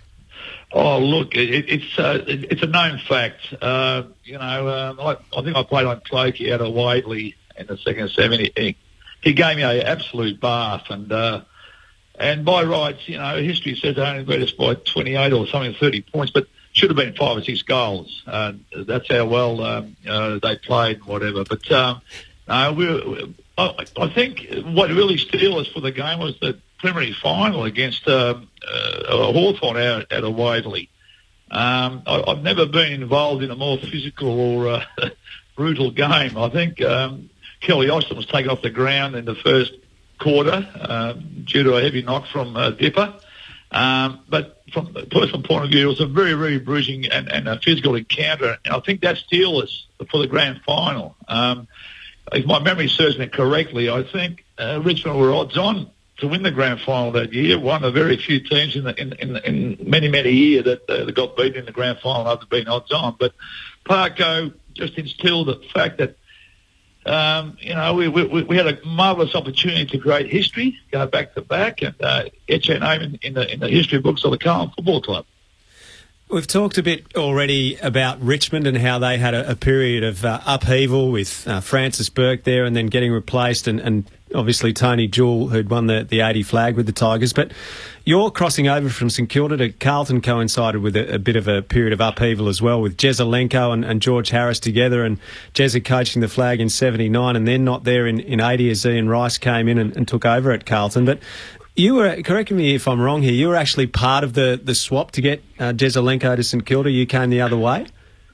That's correct. I had a bit of a falling out with the St Kilda Football Club in 79 and went on a journey of self-discovery, you might say, going around Australia, an old panel van, and I lost a fair bit of desire to play league football, to tell you the truth. But a lot happened while I was away, obviously, with Lindsay Fox taking over the management of the club, and whatever. And it's a very, very drawn-out story. But, the big spill happened in February, I think, Sellers. My memory serves me correctly, where Ian Rice challenged George Harris. Dallas Brooks Hall was. Yeah, and I count myself very, very fortunate, because if the great Mike Patterson hadn't given me an opportunity to play centre-half back in 78, I wouldn't have gone over to Carlton and played in a couple of premierships, I think Phil Pinnell went to Melbourne after the 79 grand final, so the club needed a centre-half back, and the unthinkable happened. Ian Rice won the spill, and of course Jezza was on the outer because of that, and St Kilda had sacked Paddo, and they needed a coach, so it all fell in place for me. I sometimes count my blessings. I think I'm one of the luckiest footballers to have ever played the game. So, Val, during that period, were you living in Ballarat? Because there was a bit of pressure for the guys living in sort of rural areas to make their way to Melbourne and to train and play in Melbourne. Well, that's correct. I think when Fox took over, he gave all the Ballarat contingent a ultimatum to move down, And I, being away on my self-discovery tour, I was last came up the ranks, so to speak, to see Fox, and I was just about to set up business with my young brother, and family's always been a priority with me, always will be, and I went down and saw Fox with a pretty open mind. I said I was prepared to travel down a couple of times a week, but it was a bit of a stalemate after half an hour of discussions, and I had no option but to put in clearance, as had Ian Baker, Morris O'Keefe. There was a mass exodus, from the club at that time. Val Perovic, Carlton Premiership defender, is with us on Vintage Grandstand. We're replaying the 82 grand final between the Blues and the Tigers today. Val, you've mentioned a couple of times this discovery journey you went on. What did you learn? What did you discover? Well, I discovered I didn't achieve very much, to tell you the truth, but it was worth going on. The best thing that came out of it was it gave me a bit of a break from the game. I still wasn't that keen to come and play. I put a clearance in to go to Geelong and whatever, and St Kilda would never go let me go there. And I went to Carlton with some reservation, because it was a bit of an ego thing with giving into Fox and whatever. But in the end, I was very, very blessed, and I was very fortunate to play in the 81 grand final, and backed it up in the 82 grand final, and I'm very, very, very honoured to have played, the likes of Sellers and Fitzpatrick's and the Southies and the Dools. Well, like I said earlier, I was very, very blessed. It's the best thing you've ever done, isn't it? Well, I'm not sure. It caused me a lot of St Kilda. I'm talking about leaving St Kilda to come to... Oh, sorry, of course, yes, Sellers. Yeah, look, that's a given, I've still got a soft spot for the club. I mean, I was an 18-year-old kid coming down from Ballarat, and playing with Carl Dietrich and that, and that was at a time, obviously, what you guys will remember was a time where there was no politics, there was certainly no money in the game, but you basically played for the love of the game and the club, and it was a wonderful time. But having said that, to have played in a couple of premierships and met some of the best players, I've played with the best players and been really, really good friends with everybody since. It's been a wonderful journey. Hey, Val, a couple of blokes did a couple of dastardly things to you, and then one of them was your locker. When you opened your locker, there was a few things written on the wall of your locker. Can you tell us what it was?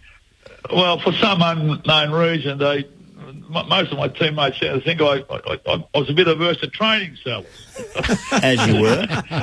I don't know, but anyway, so I arrived at training one night, and I opened my locker, and here it is, checklist, injury checklist. And from abdominals to this to that. And anyway, there was one down at the bottom that said hammer and tack, as in slang for crook back. Then I knew who he'd done it, because Ware Jones could never spell, unfortunately. There was a lot of things on there. He spelled it with one M instead of two. So I called him out.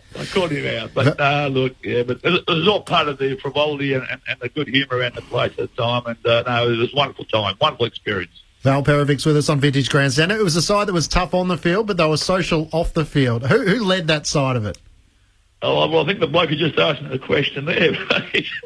Val, you remember the day that I hurt my back and I went off the ground and you came into the rooms at half-time and I was getting a needle from the doctor with some sort of, I don't know, I think it was morphine. They were trying to put morphine in to get me back out. It was ridiculous.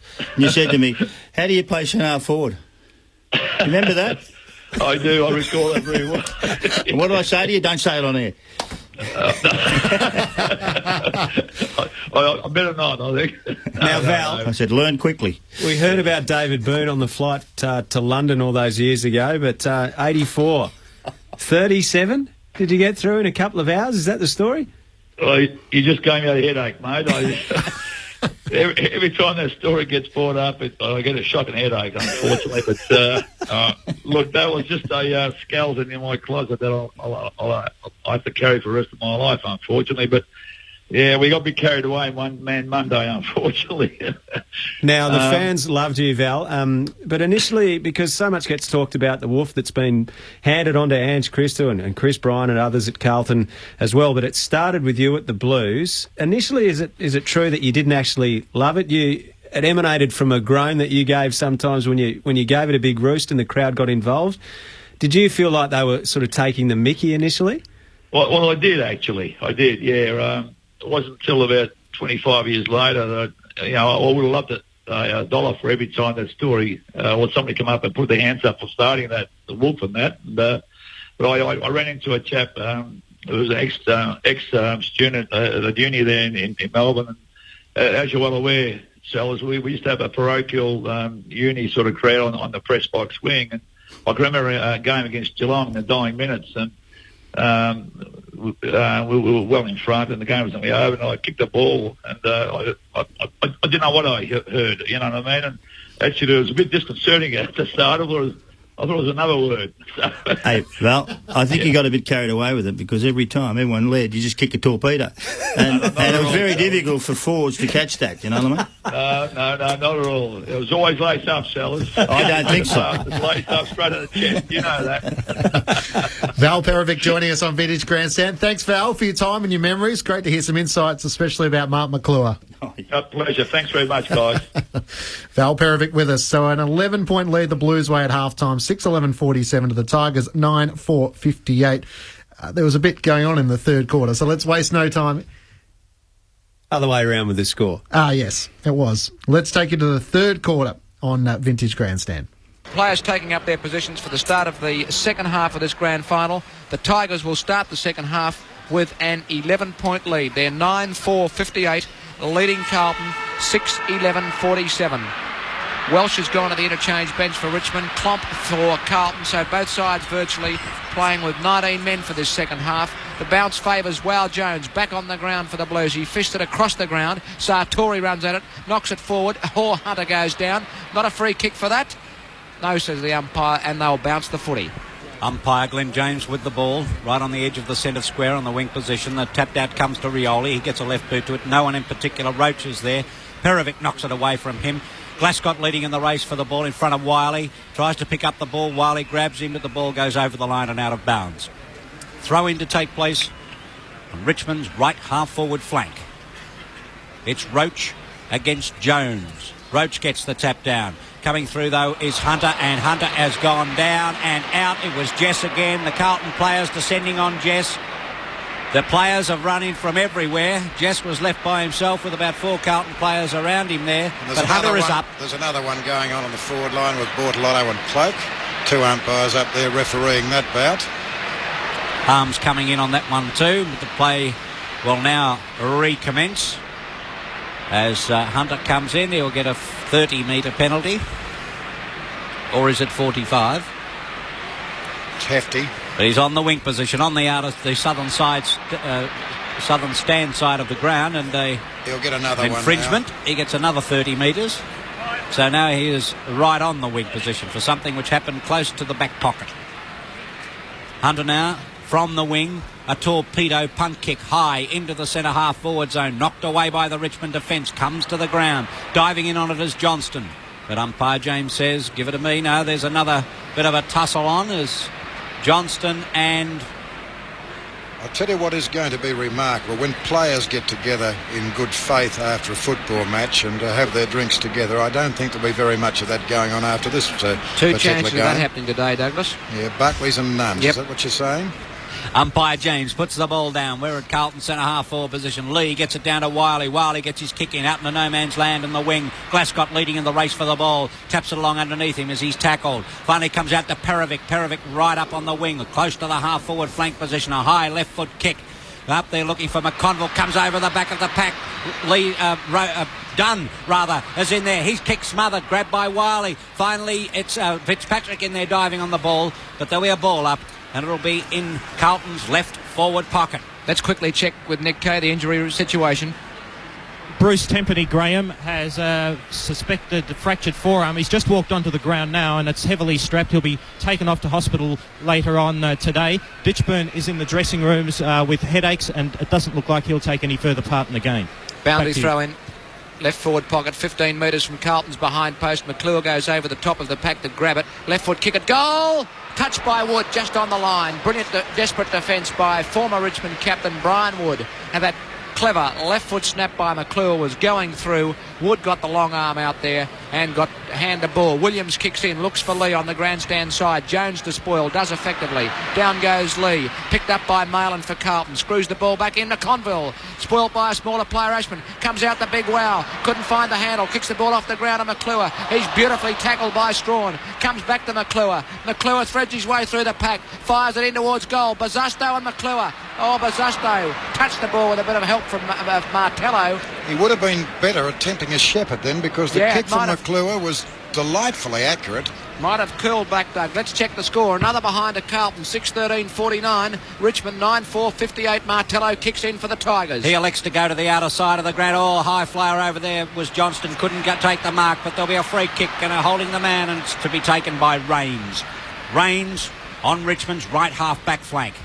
Looking for a lead up forward. He's going to kick it long and high. Jess in front of the pack. Oh, flying high everywhere. Roach was over the pack. Gathered in, though, beautifully by Waitman. He's got a player running free out on the wing, and it's Sartori. Takes the hand pass, fires at goal. Cloak in the teeth of goal. Forces it through for one behind. You wanted a moment of glory then, Ian Sartori. You had about three mates running loosely there. You ignored them all. Not good. Richmond 9-5-59, Carlton 6-13-49. Kicked in by Bortolotto out to half-back southern stand side. Roach gets hipped over. The ball goes over the line and out of bounds for a throw-in. As John said, it's 59-49. 4 minutes and 45 seconds gone in the third term, and the Tigers lead in the grand final by 10 points. There's the throw-in. Jones goes up behind it, gets over the back of the pack. Wiley burrows in. Chance now for Ashman. He's playing the ball along in front of him. Doole's there in support. Tries to shrug off a tackle from Wiley, and umpire Saws calls for a bounce at half forward right for the Tigers. And the ball comes up as Roach tries to tap it away, but it's Johnson. Ashman picks it up, fires it in short to the wing position.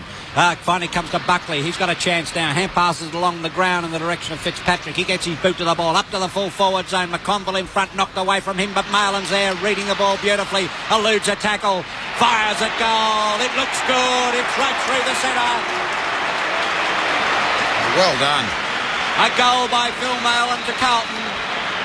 And Carlton now get within 4 points of the Tigers. Carlton 7-13-55. Richmond 9-5-59 at the 5 minute and 45 second mark of the third quarter. He had a lot of executing of difficult business to undertake then, Malin, and did it very well indeed.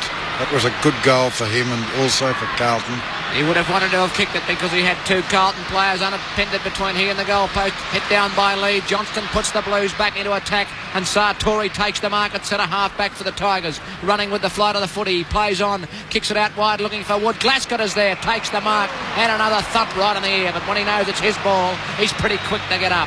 He's hurt his leg. I think that is more concern. Oh, hello, someone's upset Lee. No, English, they haven't. only because he wanted to get at the footy. Glascott takes the quick hand pass to Sheldon. He's in a bit of trouble.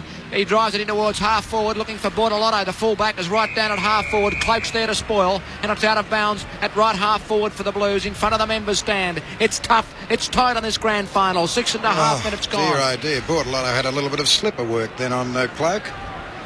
There's the throw in as it comes off the hands of the pack. Rawlings bursts through nicely onto his right boot over the head of the Hunter, but coming through nicely as Jones knocks it on to Johnston. Johnston trying to break through 3 tackles, does so, finally kicks it into Lee. Players diving on it left, right and centre. Waitman's in there for Richmond. Rains throwing the ball, says the crowd. Give it to me, says the umpire. I'm going to ball it up. Midway between the centre and the Carlton centre half forward position. Down goes the ball. Lee's in there, can't get the ball clear. Finally comes Carlton's way and a short kick. Falls straight into the arms of Martello. Martello elects to go to the wing on the southern side and stand. It's Rains, takes an easy mark. Look at Rioli on the half-forward flank all by himself. He's got a day and a half to gather in the ball. Eludes the tackle from Dool, puts the ball down on the ground, runs around Hunter, fires it high up into the teeth of goal. Bartlett's there, nudges Harms in the back, but the ball goes through for one behind, touched off the hands of Harms. Rioli. Fantastic performance this afternoon and effective. It's Richmond 9-6-60, Carlton 7-13-55. Free kick to Hunter. He's hit the deck more times than you'd reckon. Interfered with then, not badly, just in the endeavour of Rioli going for the ball. And Petrovic pushes Rioli over to get the ball off so Hunter can take the short kick and look for Sheldon, and he takes the mark as Waitman comes in to grab hold of him so he wouldn't play on. 15-metre penalty as Waitman was hanging on. Sheldon will come up towards the wing position to drive the Blues into attack. Bosusto the target. Fitzpatrick is there. It's stumped away by Martello, who's done it repeatedly. Kicked away by Landy for Richmond. Into open space. Who can run the fastest? That's the big question. English is in front as he goes after the footy. Kicks it off the ground. That was pretty good play because he had a lot of momentum up. And it goes over the line for a throw-in. Right on the grandstand wing. 8.5 minutes gone in the third quarter of the grand final. And Richmond 9-6-60 lead Carlton 7-13-55 by 5 points. Dool gets the tap down. Straight to Wood. Wood short distance kick. Play on's the call. It only goes about 3 metres. Lee tried to knock the ball forward. Picked up by English. He'll put the Blues into attack. Marcoux runs at it first. Couldn't grab it. Comes over the pack towards Strawn. One grab man. What's he going to do this time? Slip over. Chance for Bosusto. Here's a go. Get it out. No, he can't. Smothered off the boot. Here's McClure waiting for it to come out, but Martello's in the road. No one's going in to get it out. Now Marcoux does. He was tripped. He tries to get it out. It's the strong Richmond defence. It comes out to Waitman. The umpires let it go. Waitman plays the ball away. Coming through is Marlon. Tries to get round Dunn. Gets pushed in the back. Free kick to Marlon. It's absolute rubbish. He was pushed fair square in the back, and that's why he got the free kick. Marlon kicks to the leading McClure. Beautiful spoil again by Martello. Off hands down to Hunter. Hunter runs towards the boundary line. Screws it back in. Martello shepherding for Dunn. Martello drops the ball. Free kick to Carlton. Free kick to the Blues, 25 metres out, 45-degree angle, and the Oxford scholar, former Western Australian, Carlton skipper, Michael Fitzpatrick has the free kick for the Blue Baggers. And what an important kick it'll be. It'll put Carlton in front. They are 7 goals, 13-55, trailing Richmond by 5 points. The Tigers 9-6-60, 10 minutes and 5 seconds gone in the third term as Fitzpatrick lines this up with all the care as he would be poring over his work at Oxford. In comes Fitzpatrick, and he's put it through. And we have a female streaker on the ground in the grand final. Good God. Dear me. She's a Carlton supporter. She's making an effort to get very close to Bruce Dool. Could put him off his game. I hope not. Well, we'll go on till 7 p.m. tonight. I'm quite sure of that. That's just unusual, isn't it? Now, no one will go near her. Nobody will go near her. Glenn James is embarrassed. He's gone pale. Wayne Johnson comes in, takes the scarf off her, and wants to get her off the ground. Well, she's halted a Carlton run. Carlton in front in the grand final by a point, 8-13-61. Richmond 9-6-60. Well, we've had everything today. First time at a VFL grand final. We've got a female streaker, and you wouldn't want to know where she's headed for. The members pavilion, male-only dominance. Nick Kay might even get an interview with her. Nick, don't blush, son, when you get that interview. But I'm waiting for the replay on the big screen. We haven't had one yet. And we don't think we'll get Nick getting too many interviews because the lady is now being taken away by 4 members of the police force. And I think she'd be probably little higher than the balloons flying above the ground here at the moment. Well, I've never known the MCG during a grand final to be so quiet. Jones gets the tap down. Kicked by Ashman. Smothered off the boot by Waitman. Waitman will get a free for being grabbed when not in possession. Let's get back to the footy. As the cameramen hover around, Senior Sergeant Brian Watkins is there to make sure everything's under control. And Waitman from the centre circle kicks straight down the ground. And a 15-metre penalty because Bazasto came in too close on the side. And my word, it's a long 15 metres. Is it ever? Score in the grand final, 12 minutes third term. The Blues lead by just 1 point. And we do have a very tight game of football here this afternoon. No play on words meant at all. Waitman it is. We're all stuck for words. To take the kick from the edge of the centre square. And there it is, and he's going to put it right up into the full forward zone. The high flyers needed. Comes off the hands of Pack Bartlett, fires, but it's offline and through for one behind only. Scores level again, John. 61 apiece. And I reckon the police are doing a fantastic job, just like they did with the first guy at Lord's. Walked him right round the ground, so you won't want to do that again in a hurry. Quick kick by Bordelotto, marked by Ashman at centre-half back for the Blues. Ashman now running around 2 or 3 tacklers. Finally fires it across the ground of the wing on the outer side. Blazasto's up there, but Buckley it is who dives on the ball. He's got a chance here as Blazasto was put down behind. Player hand pass comes out to Hunter. Hunter fires it in towards the full forward zone to the leading McClure, but the ball will beat him over the line and out of bounds. Throw in to take place, and Carlton's right forward pocket. There's the throw in. Fitzpatrick, a beautiful tap over the top, but it comes straight down to Teppany. Gets a hand pass across to Landy, out towards the wing position on the outer side of the ground. It's Rawlings who gathers in the ball. Fires it up towards the centre half forward position, looking for Cloakey. Taps it over the top. English waiting for it. Gets his boot to the ball. Wobbly kick. Oh, nice play. Coming through is Sheldon. Gets his boot to the ball. Comes off the side of his boot, though. Marcoux now on the half forward flank. The right half forward flank gathers in nicely. Too quick for Lee. Fires it in short, bounces in front of Fitzpatrick. He is tackled by Waitman. Hand pass to Ashman. A short pass to McClure. He'll get a free. He'll be paid it. He wasn't paid the mark. Landy on that occasion came through without his eyes on the ball and interfered with McClure as he was going for the mark. And dealt with him as well. Yes. So McClure it is. Hasn't had the best of luck in running this afternoon, Mark. I hope you can kick it for your sake and your sides. Well, he's about 11 metres out of goal on a 45-degree angle. Running in now. And let's put the Blues in front. It's right through the centre. Goal to Mark McClure. That's his first for the day. And Carlton move on to 9 goals, 13-67. Richmond 9-7-61 at the 14-minute and 47-second mark of this third quarter. Well, I'm glad you didn't ask me at half-time who I thought would win, because I would have been tossing the coin a little bit. It's still very much in the balance, this game, and there's a lot of fight left in Carlton yet. Cloak out the centre half forward for Richmond, Jess up to full forward. New footy on the ground. What do you call it, Douglas? Larceny of leather. Plenty of that going on behind the goals at the main scoreboard end. As umpire Saws comes in to get this grand final going again. Jones is favoured by the bounce. In fact, Rawlings nearly grabbed it, but tapped away by Ashman. Rioli's there. Picked up for Carlton by big Wow Jones. He kicks the centre half forward. Bazasto takes the mark on his chest. At centre half forward, they've got players running free. He goes for a short pass, lucks a fortune. It went about 12 metres and was marked by Fitzpatrick. Was meant for McConville, but still in all, he chipped in front. It wouldn't have made the distance to McConville. Now, Fitzpatrick is just about within scoring range, 60 metres out from goal, directly in front. He's kicked one in this third term for the Blues. They lead by 6 points, 16 minutes gone in this third quarter. Can he make the difference? 12 points. In comes the Carlton skipper, Michael Fitzpatrick. The long, high drop punt on its way. It's through. A goal to Fitzpatrick. And Carlton, 10-13, 73. Richmond, 9-7-61.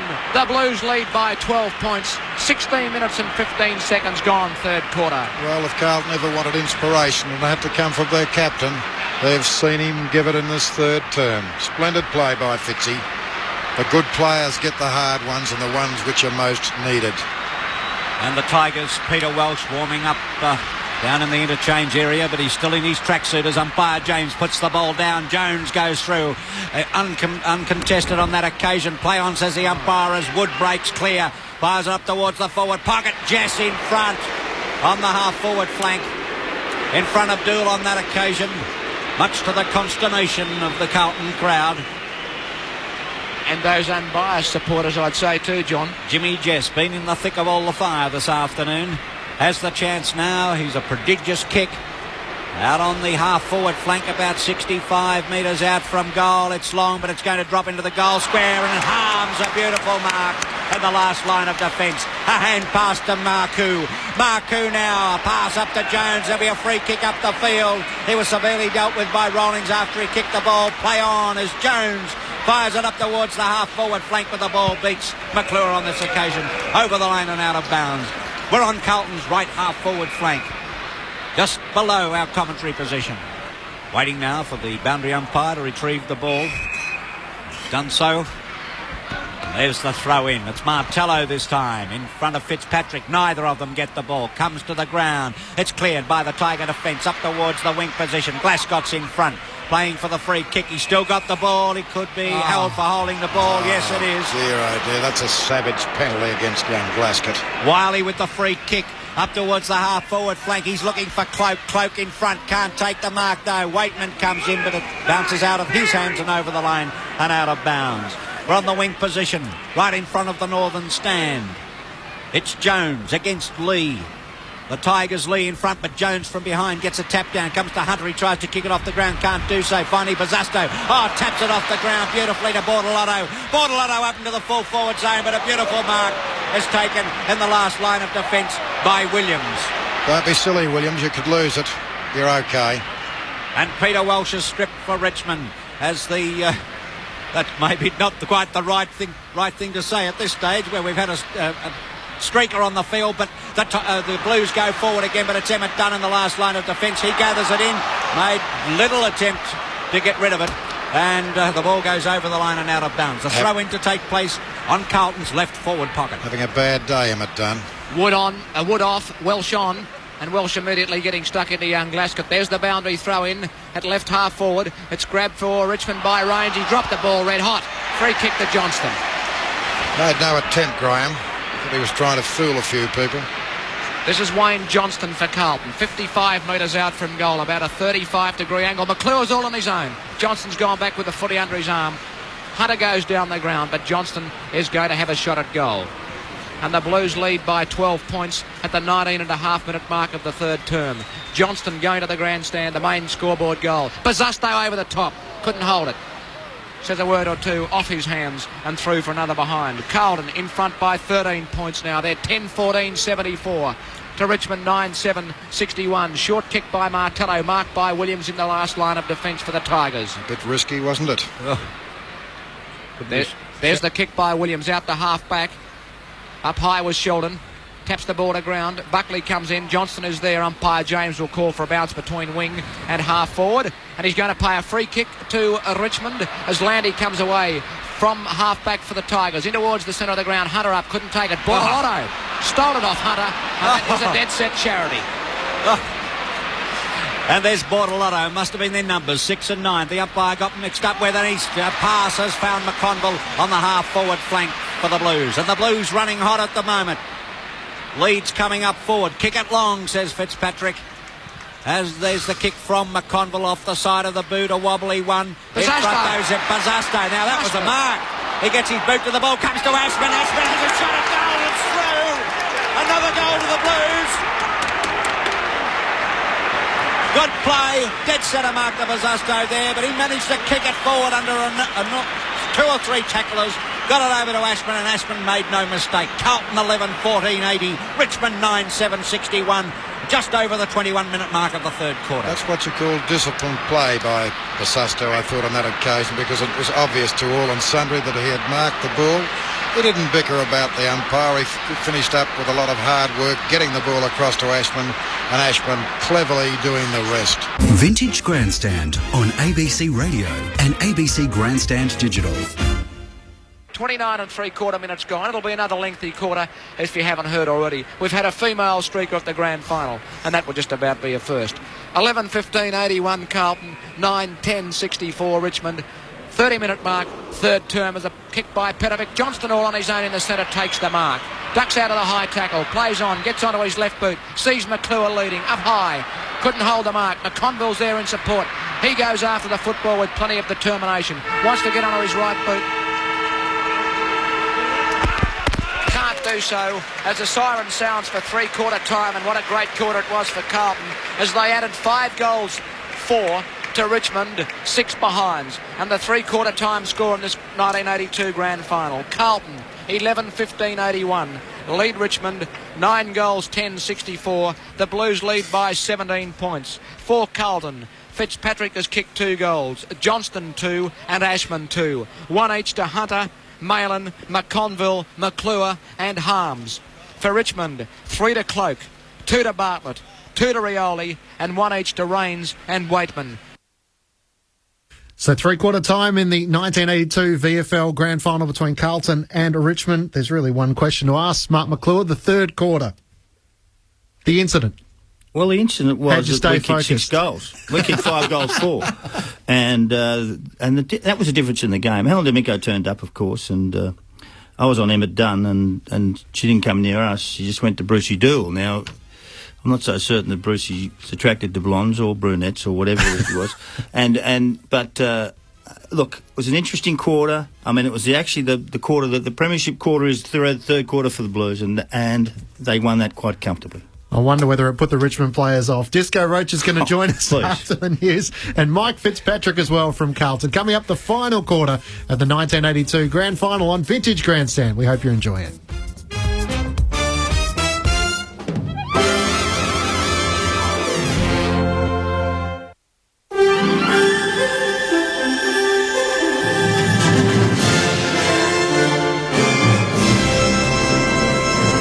ABC News with Rachel Hayter. The Federal Health Minister has welcomed suggestions China could be open to an international review of the coronavirus pandemic. Australia has been pushing for an inquiry and will support a European Union-sponsored motion at the World Health Assembly later this month for an independent evaluation of the crisis.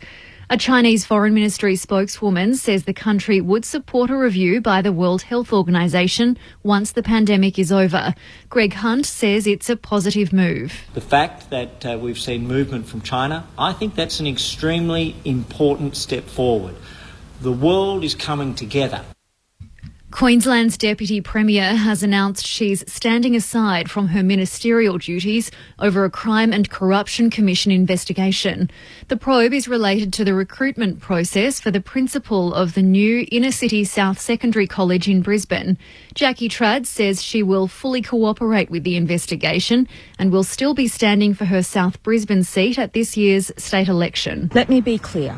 No applicant to the principal position was known to me in any capacity, personal, political or professional. Further, I have never expressed a view to anyone on who should fill that role. Another resident of the Newmarch House aged care home in Sydney's West has died. Michelle Brown has more. 92-year-old Faye Rendeth is the latest resident to succumb after contracting COVID-19 3 weeks ago.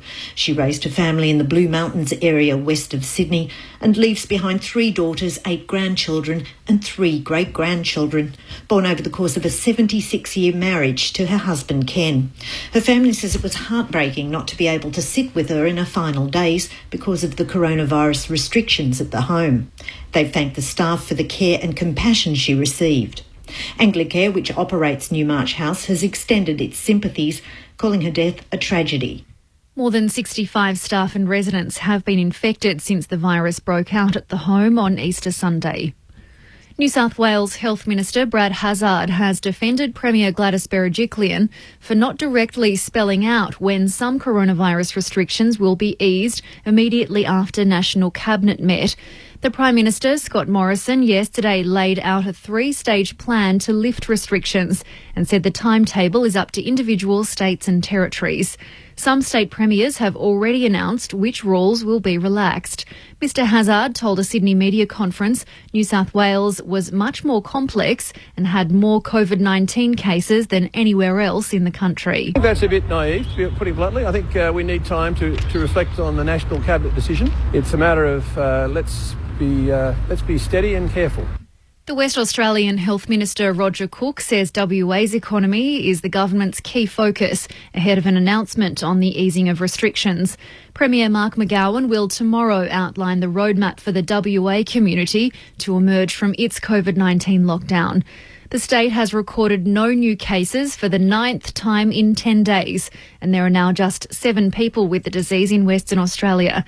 Mr Cook today declined to reveal what specific measures would be part of the government announcement, but he says restarting the state economy is crucial. We want to get Western Australians back to work. That is our priority. Many people have lost their businesses, have lost their livelihoods, and that is really regrettable. We want to do all that we can to make sure that we get people back to work, and that's going to be our focus. Turning overseas now, the Trump administration is seeking to calm concerns about a possible spread of the coronavirus among White House staff. Vice President Mike Pence's press secretary, Katie Miller, has tested positive to the virus just a day after President Donald Trump's personal driver returned a positive test. Ms. Miller is also married to Trump's senior staff member, Stephen Miller. But White House Press Secretary Kayleigh McEnany has dismissed concerns of a possible widespread outbreak in Mr Trump's inner circle. All of the recommended guidelines we have for businesses that have essential workers, we're now putting in place here in the White House. So as America reopens safely, the White House is continuing to operate safely. Briefly, airlines based in Britain say they've been told the government will bring in a 14-day quarantine for all passengers arriving in the UK from everywhere except the Irish Republic. The new restrictions are expected to take effect at the end of the month. ABC News. Melbourne premiers for 1964, defeating Collingwood by 4 points. Burker streaking downfield with a ball, drives it right up in front of goal. There's Hassaman setting himself for the mark and bringing it down. The dual Brownlow medalist Keith Gregg hasn't moved. 151 coming up for Hudson. Oh, he kicked into the man on the mark. He kicked into the man on the mark and it's out of bounds. On ABC Radio and ABC Grandstand Digital, this is Vintage Grandstand. Great to have your company on Vintage Grandstand. We're replaying the 1982 VFL Grand Final between Carlton and Richmond at three-quarter time. It's the Blues leading by 17 points, 11-15-81 to the Tigers, 9-10-64. 5 goals to none Carlton's way in that third term. Matt Clinch, Al Nicholson and Mark McClure with you. And, of course, the third quarter sellers featured the streaker. Yes, it did. And it's a unique thing to see on a footy ground. If you've ever been out there, and I think there was 112,000 or something at the game, and no one's ever seen that before. The players haven't seen it before, and it was unique. And we still talk about it many, many years later. And you know, no one's dead, no one got hurt. But of all people no she could have targeted, Bruce Dool, the sort of quiet, mild-mannered defender at Carlton. Yeah, well, I think she liked his haircut. Wayne Johnston didn't seem to appreciate the visit too much. He, in no uncertain terms, directed her off the field because it did coincide with a period in the game when Carlton was getting the run of the game. Yeah, well, they had an enormous quarter, and the whole thing about it is that we got a job to do. And that's our play field and that's our workplace, and he didn't want her there. And I don't think anyone wanted her there. There was a few blokes who probably were attracted to her, but not me. I couldn't see her from where I was. I was miles away. But with Emmett Dunn, if she had to come down, she might have got arrested by Emmett. You know? So, look, for mine, it was unique. It was a one-off thing that's happened. It didn't hurt anyone. It was not a big deal. And the game goes on, and the Blues actually won that quarter. I think that might have been the difference in the end. We got to that 2 or 3 goal margin in front and hung on. Well, Michael Roach played 200 games for the Tigers, a premiership player in 1980. He can join us as we're replaying the 1982 grand final at three-quarter time. Michael, welcome. We mightn't have Disco quite there with us. Have you got us, Roachy? We'll just play with that phone line and we'll try and get it right. So you felt like the wheels had started to turn in that third quarter. I never felt comfortable through all that stuff because we're playing against the best side in the competition who finished on top of the ladder, who beat us comfortably in the second semi-final. And all of a sudden we found ourselves in front. Would you be comfortable? Would you feel good about yourself? Not yet. You've got another 30 minutes to go. And that's what we were thinking about and talking about and wanting to do. And it was, but we did give ourselves a chance, and that's the key. Mike Fitzpatrick playing at centre-half forward was obviously a key move David Parkin made that day. The other one was Kevin Bartlett had been very good in the first half. Late in the second quarter, Wayne Harmes goes onto him and made a huge difference. Such a big game player, Wayne Harmes. He won the first ever Norm Smith medal in '79. And then being able to adapt his game to go back into defence to play a blanketing role and get plenty of the ball himself on a champion, albeit in the twilight of his career. Oh, I think Wayne Harmes. If you have a look at the impact players, the best impact player I've ever seen is Gary Ablett, Senior. No doubt in my mind. Second best, Wayne Harmes. Piggy Harmes. He's a freak. Wherever the ball was, he would make an impact on it at some stage. He has enormous pace, kicked the ball a mile, he was quick, he was unbelievably adaptable to any position on the ground. He played centre forward a couple of times. Played on Billy Pickham once. And I went to full forward. You got the afternoon off for a change. Yeah, I did have a spell up in full forward, and Billy couldn't work out what he was doing with him either because he was too quick for him and ran around. So he's actually a very adaptable player. And seriously, he should be in the Hall of Fame. He's a star. Mm-hmm. Mark McClure, Al Nicholson and Matt Clinch with you for Vintage Grandstand. We're playing the 1982 VFL Grand Final. Carlton leading by 17 points at three-quarter time. And I think we've got now Michael Roach who can join us on Vintage Grandstand. Welcome, Disco. Good afternoon, guys. We're just chatting about the third quarter where the tide started to turn a bit with Carlton getting on top. Can you remember what was going through your mind? I thought we went into half-time looking like we might have, caught back up to Carlton because they jumped us early in the first quarter. And I reckon the second quarter we started to play a little bit better. And unfortunately, the third quarter, which is the most important one, we didn't play very well. And I think, they went in with, what was a 17-point lead at three-quarter time, and that was about the margin in the end, I think. So, yeah, a little bit disappointing our third quarter. Richie, the change of coaches, did that help? As in, what, with David Parkin? Or No, with Francis Burke and TJ. Look, yeah, it was sad when TJ got the flick, but Francis was in the wings, and Richmond were making a lot of changes with coaches, and I think they were frightened that Francis was going to go similar to Kevin Sheedy, go away from the Tigers and become a successful coach. So they put him in and gave TJ the flick, and it was a sad time for the Tigers, but Berkey got us into the grand final, and we were favourites, but unfortunately we never won. Now, as a goal kicker during this period of your career, Michael, you're at the absolute top of your game. You kicked 90 goals in 79. You won the Coleman in 1980, finishing the season in the end with 112 goals in a premiership year for Richmond. And you'd had a really good year in 82, but playing in the ruck more so than up forward. Well, unfortunately, the Tigers kept going recruiting full forwards. They recruited Brian Taylor, and we had to go and find another spot. Mark Lee had broken his hand in the season, and because Brian was playing full forward, they threw me into the ruck. And against some players, I'd go all right in the ruck, but blokes like Mike Fitzpatrick, Wow Jones, Simon Madden, and those guys really taught me that I wasn't really a ruckman. What did Crackers Keenan teach you? Yeah, that day, I was a full forward, and I never got the full forward for the whole game. So I just sort of, it was a bit confusing. But anyway, that's the coaches and their thoughts. But I think I was a better player at full forward than I was anywhere else. But it never went there. Why didn't they play David Cloke in the ruck? Don't know. Yeah, don't know. Like, Clokey, towards the end of his career, was a fantastic ruckman. I mean, he was a centre-half forward basically all his early career, but towards the end, he was a terrific ruckman with Collingwood and Richmond in the end.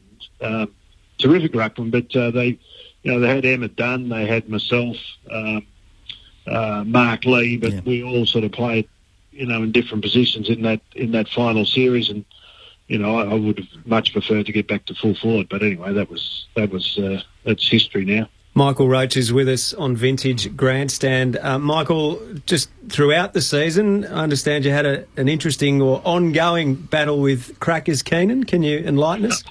Oh, yeah, I will. I suppose they started to, write me up as being a reasonable ruckman. And, the papers were saying, he's going to be all right. But it was basically playing in the ruck. As long as you sort of jumped and tried to get the hit out, you could sort of go, back behind the play and be that man behind the play. So I found it quite great not having to playing anybody. So I quite enjoyed it. They were writing me up as, being an all right ruckman. And I had to go to Tassie to do a sportsman's night. And I was at the airport at Tullamarine and this big booming voice came out of nowhere. And the voice was, Roach, you've got 2 weeks to live. And I thought, ooh. Actually, and I look over the back and it's Cracker. So I said, what's he saying, 2 weeks to live? And then I looked up the fixture and I thought, we're playing Melbourne in 2 weeks. So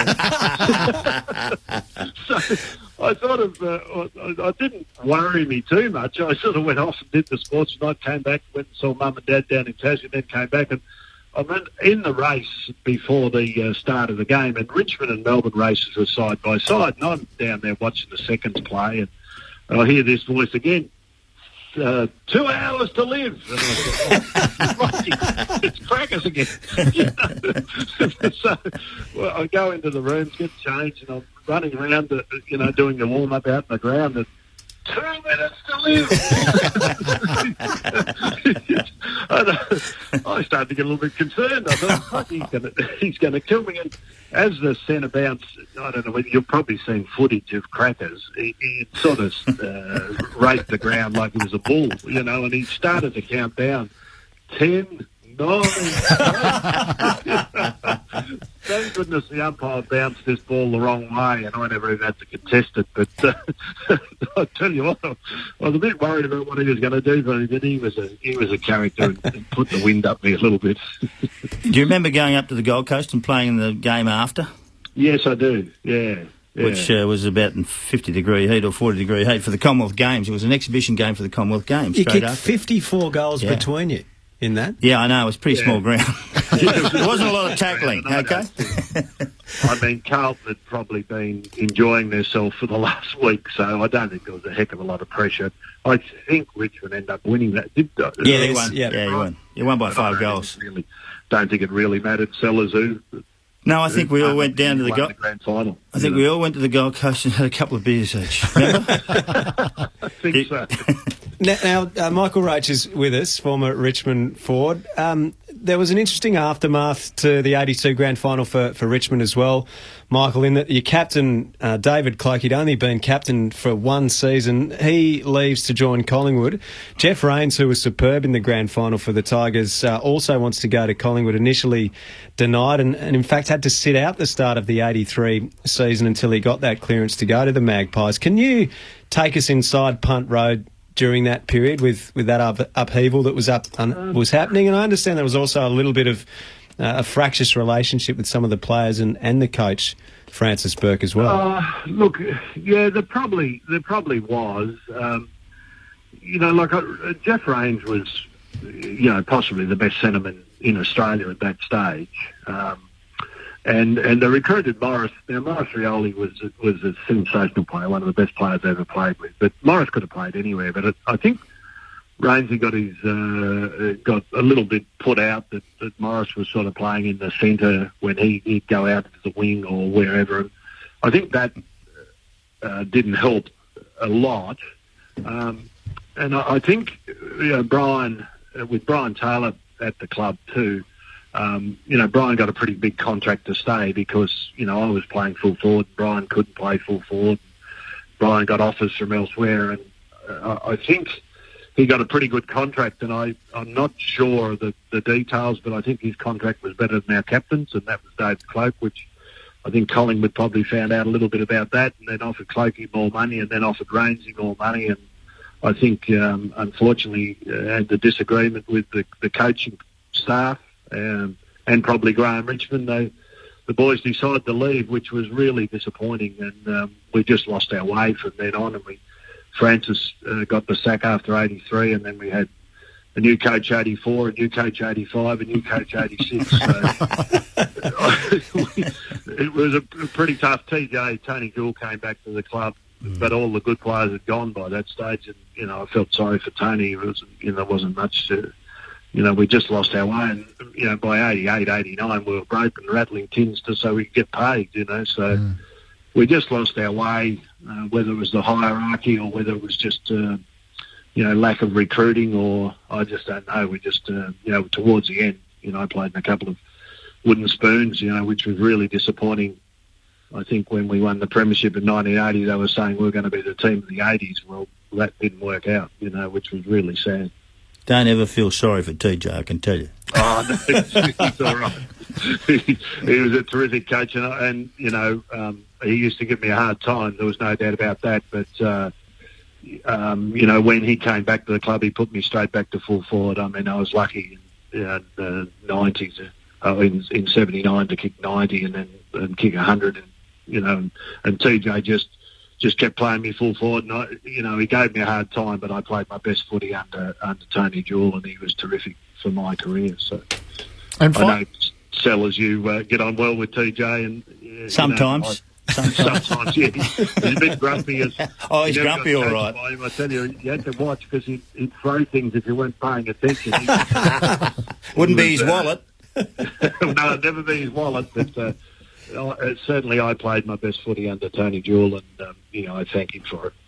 Finally, Michael, I was just going to ask you about that dire time you're mentioning, at sort of mid-90s, when a lot of the past players are involved with Richmond and the Save Our Skins program. How bad did it get at Punt Road? Well, we had to raise $1 million, I think, in a month, which was a lot of money back in 1989. I was rattling tins on the corner of Bridge Road and Punt Road, trying to get enough money so that the club wasn't going to fold. There was rumours we were going to go to surface. There was terrible rumours and that, but the late Neville Crowe and Jack Dyer was still around, and KB and all those guys didn't want to see Richmond fold, and we were lucky enough to raise that money, and look where we are now. I know the footy's not playing, but we've got money in the bank and 100,000 members, and massive. It's just an amazing club now. When we could have been 1989, we could have been gone. Michael Roach, thanks for sharing some of your memories with us. No worries. Thanks, guys. Thanks, Sellers. See you, Roachy. No worries. Thank you. Mate. Cheers. Bye. Michael Roach with us on Vintage Grandstand, the 1982 VFL Grand Final. Three-quarter time, Carlton leading by 17 points, 11-15-81 to the Tigers, 9-10-64. Here's the final quarter, as heard on ABC Radio. Umpire James about to bounce. Lee rucking. Roach at centre half forward on Perovic as they've tussled all day. Cloak back at full forward on Bordelotto. Jess is also up there. The bounce favours Jones. You'll grab it. No, he palms it to Ashman. Oh, he loses it to Wiley. Wiley running, gets tripped by Jones. Free kick to Wiley. Bad luck, Wales. It's the first mistake you've made today. I've seen you make plenty in a day, but you've played well today. That's unfortunate. Wiley between centre and centre half forward. Goes to the leading Cloak in the forward pocket. Hunter in front. Tapped to ground. Here comes Bartlett. He's got it. Can he control it? He runs into Ashman, who tackles him beautifully. Free kick to Ashman. Between the back pocket and half back on the members' side. He didn't see Ashman coming the other way. 15-metre penalty, which must be 30. We'll let him give it back to Ashman. It's not 30. It's 10. 25. Bordelotto gives it back to Ashman. This is Ashman from half-back now, wobbly, punting to the centre of the ground. Johnson pushed, Landy juggling, knocked on by Johnson, straight to Martello. He knocks the ball forward to Roach. Perovic tackles, short distance kick by Roach, marked at centre half-back by Ashman. Good bit of shepherding for him by Sheldon. Kick by Ashman, Marku should mark and does. He's pushed over fairly. Mervyn Kane, one of nature's gentlemen, pushing him to the ground. Short pass by Marku, Sheldon up. Buckley's there, tries to take the ball away. Oops, Daisy got one high, knocks the ball on. Here's a chance for Big Wow on the ground. He tries to get a hand pass away. And umpire Saws will bounce it left half forward for the Blues, who lead by 11 points. 2 minutes and 45 seconds gone. Third term. Final quarter. It's Fitzpatrick against Lee. Comes down to the ground. No one gets it clear. Finally, Rioli dives on the ball. He breaks clear. Onto his left boot. Up towards the centre of the ground. Waitman from behind. He takes the mark. Great mark. Over the top of English on that occasion. There's the hand pass to Wiley running through the centre. Wiley left boots it up towards the full forward zone, looking for Cloak from behind. It's down to the ground. Dool playing along in front of him. Cloak taps it nicely behind Dool. Bartlett plays for a free kick in the back. Dool comes away with it for Carlton. Sends it up towards the half-back flank. Finds Perovic. Perovic plays on immediately. Hand pass to Johnson. Johnson will want to gather it in. Can't do so as Roach comes through and forces the ball over the line and out of bounds. Gee, they're losing opportunities, the Blues, in the opening stanza of this last term. So about the Tigers there was Dool cool. He took that last ball away. There's the throw in right on the grandstand wing, grabbed by Big Lee, puts it under his arm, shrugs a tackle from Ashman, boots the Tigers into attack. Welsh puts his body in front of Hunter. The ball clears the pair of them, but Perovic is first there, gets around Welsh, comes across to Sheldon. Sheldon a hand pass to Hunter. He was going to get a free kick, was Perovic. Hunter kicks the ball back towards half forward. Bazusto up high, flew indiscriminately, comes to Landy. He spears the hand pass out to Rioli. Rioli runs into Landy. Landy gives it, Rioli gives it to Kane. Kane kicks it across the ground. Bortolotto to come from behind. Interfered with his own man and Waitman. Silly play, Bortolotto. Here's Jess running free. Dool will go at him. Jess takes the mark. 40 metres out from goal. Did you see how Dool went to him, though? Didn't give away a free kick. Tried to foil him, tried to put him off. But once again, the magnificent play of Dool. But still, Jess has the mark. Will the villain of the day turn out to be the Tiger hero as Jess dropped punts at goal and he's put it through? 5 points the difference. 4.5 minutes gone, final term. First goal to Jimmy Jess. And Richmond, 11 goals, 10. 76. Carlton 11, 15, 81. The Blues lead by 5 points. 4 minutes and 50 seconds into the final term. Whilst we've told you the story of James Jess this afternoon, he has not been reported, but he has been, as Graham Dawson said, a little bit of the villain. This is Vintage Grandstand on ABC Radio and ABC Grandstand Digital. It's Emmett Dunn with the kick from the back pocket. Out towards the outer side of the ground, the half-back flank, they fly for the mark. Has been taken for the Tigers. Play on over to Martello. Martello, a long kick up towards the wing, looking for Roach. Knocked off the hands of the pack, gathered by Johnson. Johnson breaks clear of Rioli. Back towards the centre half forward zone. They fly for it. McComble's in there. Taken off the top of the pack, though, by Landy.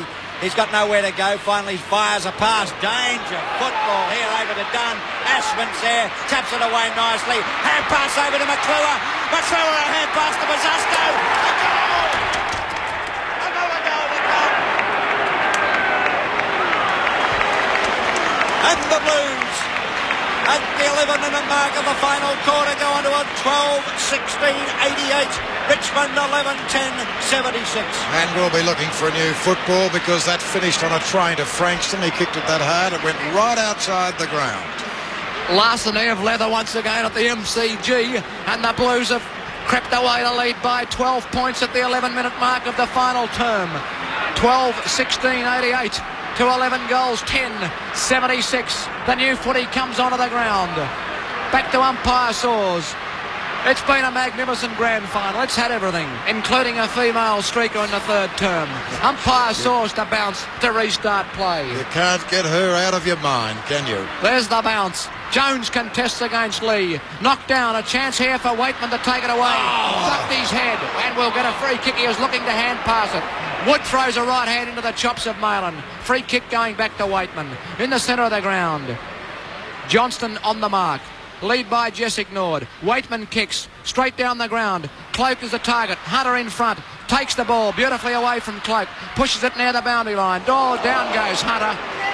No free kick. Oh, what? That was villainous, Brian Woods. You are lucky you were not penalised.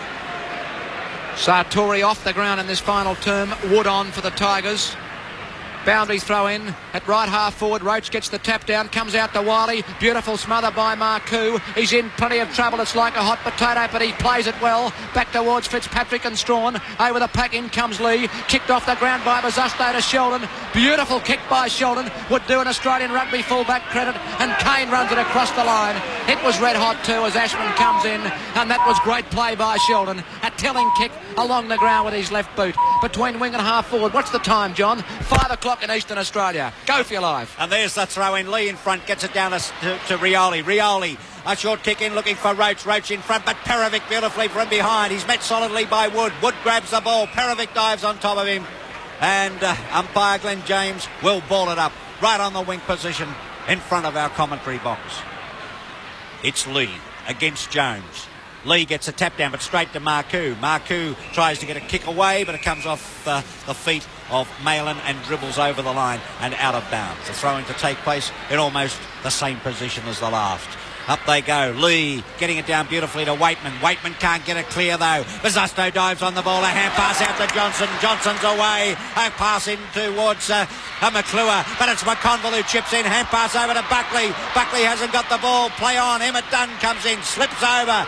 He hasn't got the ball and the umpire says, give it to me, I'm going to ball it up. Jolly lucky, Dunn. He could have been free kick for holding it. Then he didn't make much effort to try and get rid of it. There's the bounce at Carlton's centre-half forward position. Fitzpatrick's up there, gets a big knock away.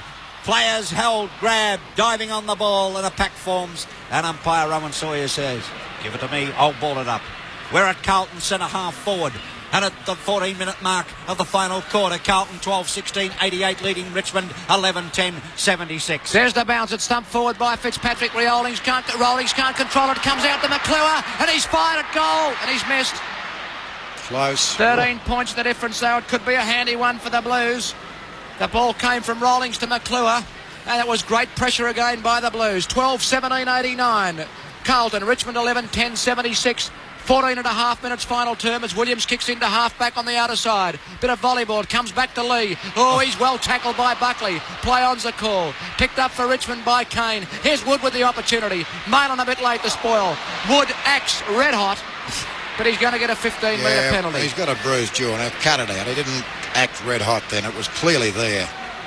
There's the kick by Wood straight towards full forward. Harms in front, pushes the ball to ground. Wiley grabs it. He's beautifully tackled by Harms. Play on's the call. And now we'll have a bounce. 45 metres out from the Richmond goal. 15 minutes gone, final term. Carlton 12-17-89. Richmond 11-10-76. We'll have the attendance in a moment as Bryce Thomas hands it across to Ray Walker, who hands it across to me. And it's 107,536 here at the MCG for the 1982 grand final.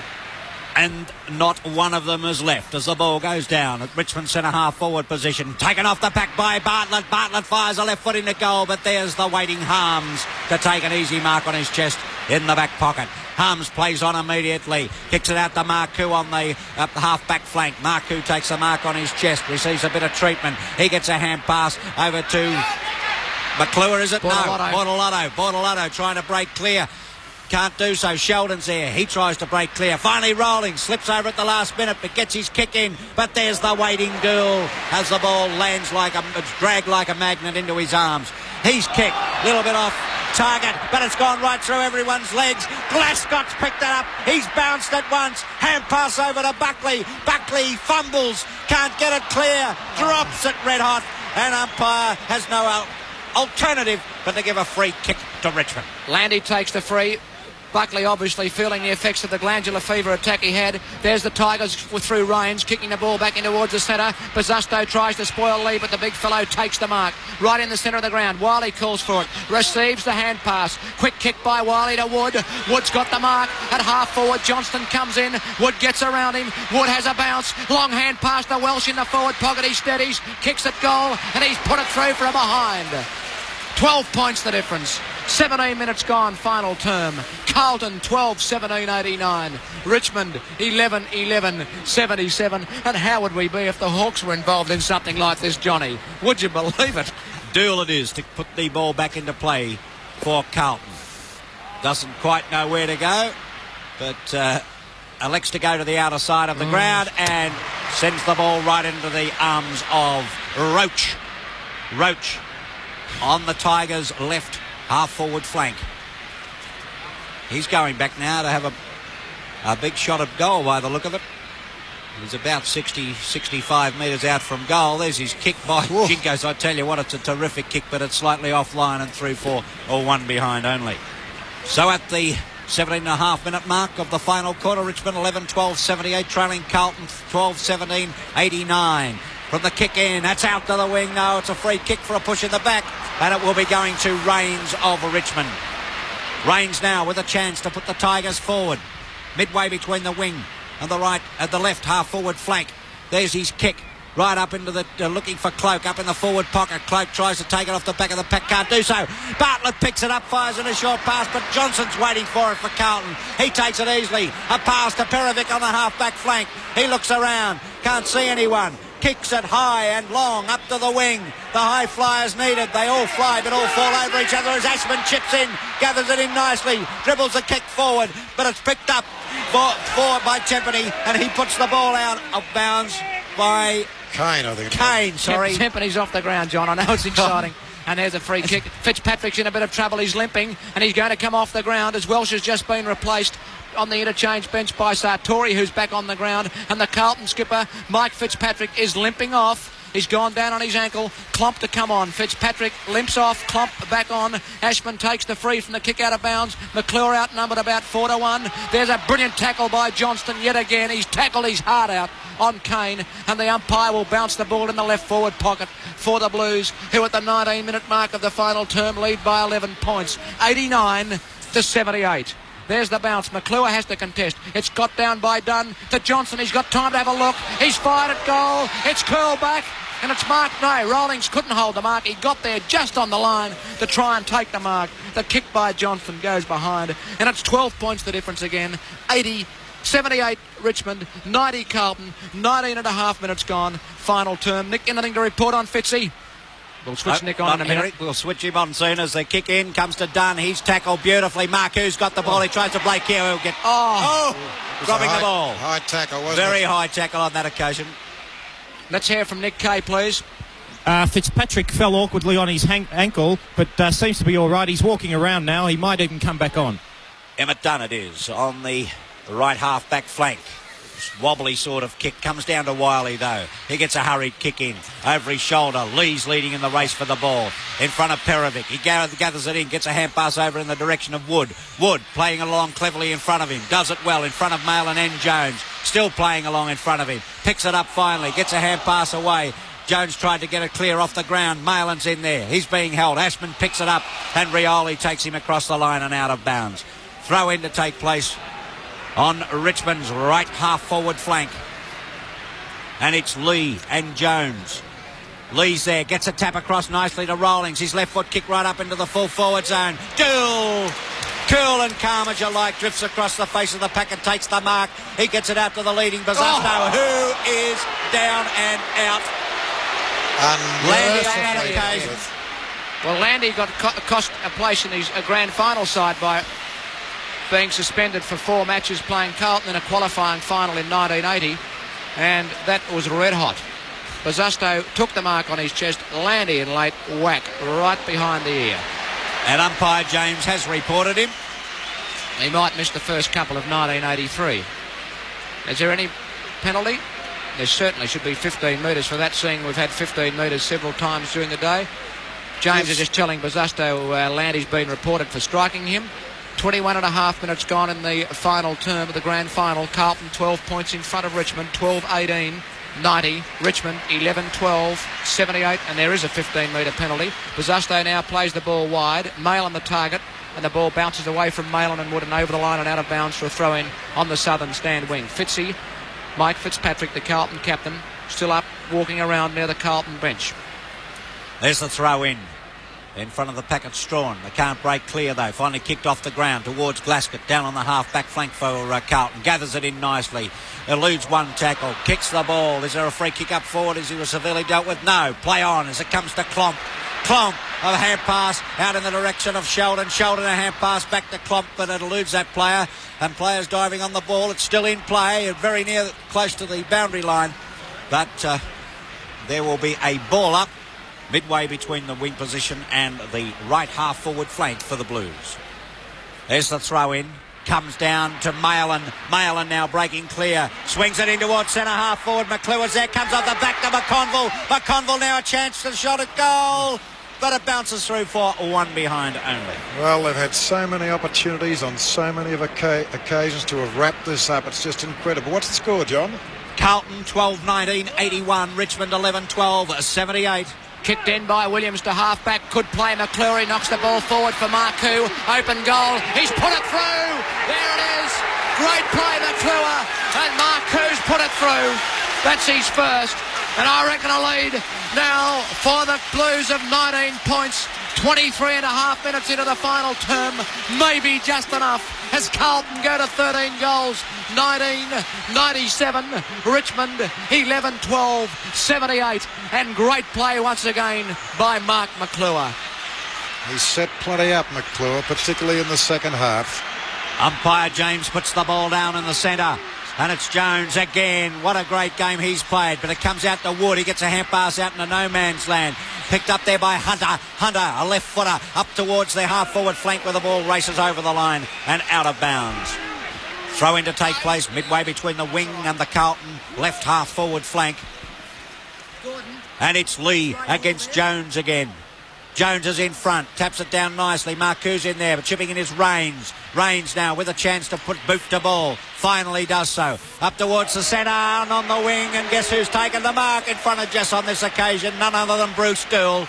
Dool it is on the wing, sees the lead up forward. The Bazasto lead, and Bazasto takes a diving mark.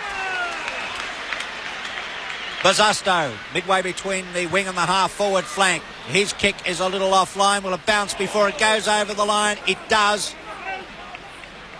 And there'll be a throw-in on Carlton's left half-forward flank. Police now coming onto the ground as we come up to the time-on period. There's the throw-in, punched out of the top of the pack, picked up by Rains, gets it over to Wiley. Wiley now with a short kick in. Ashman's leading in the race for the ball. Hand pass over to Bazasto. Bazasto slips over, grabs Rioli by the leg, and umpire James has no alternative but to give Rioli a free kick. What's it matter? Good stuff. Rioli at half-back, grandstand side, plays the ball back towards the wing position. Who's down? English up high, he should have been staying down. Jones tries to control it. Grabbed by Roach, hand pass to Wiley. Tigers go forward, up to centre half forward. Harms and Bartlett will fly.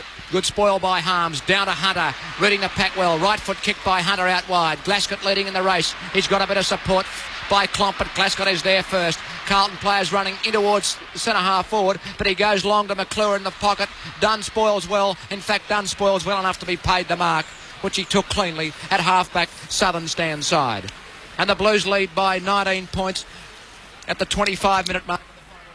Waiting now that the free kick has been paid out on the wing position on the outer side of the ground, and it's going to Richmond, and Landy it is to take it. Up towards the half-forward flank to the leading Roach. And Roach takes the mark midway between the wing. He plays on immediately. Up towards the centre half-forward position. Looking for the big flyer in Cloak. Up they fly. No one can take the mark. But a push in the back will be paid to Cloak against Bortolotto on that occasion. Fair and square in the middle of the back. And David Cloak now with a chance to put a goal on the board for the Tigers. We've been playing 26 and a half minutes. There's the kick from Cloak. The umpire runs across, but it's hit the post. And all is lost for Tiger Town. As Richmond now move on to 11-13-79, trailing Carlton 13-19-97. Kicked in by Harms to half-back looking for Perovic. He knocks the ball on. They fall over. This gives Ashman a bit of breathing space. He gets the hand pass to Hunter. He must be made of rubber. He's hit the deck so often. Lovely kick, Hunter. Marked by Bazasto. Would have been the best interchange player of all times today, Peter Bazasto. Takes the mark between wing and half forward. Long kick to the forward pocket. Dunn spoils McClure. Down the ground. Chance for Ashman. The ball stays in play. Lovely bit of shepherding by Klomp to allow a free kick by Ashman up towards the forward pocket. Oh, here's a chance for McConville. That's the centre. He's put it through for a goal. And that is the centre. And the Blues are home in 1982. McConville second.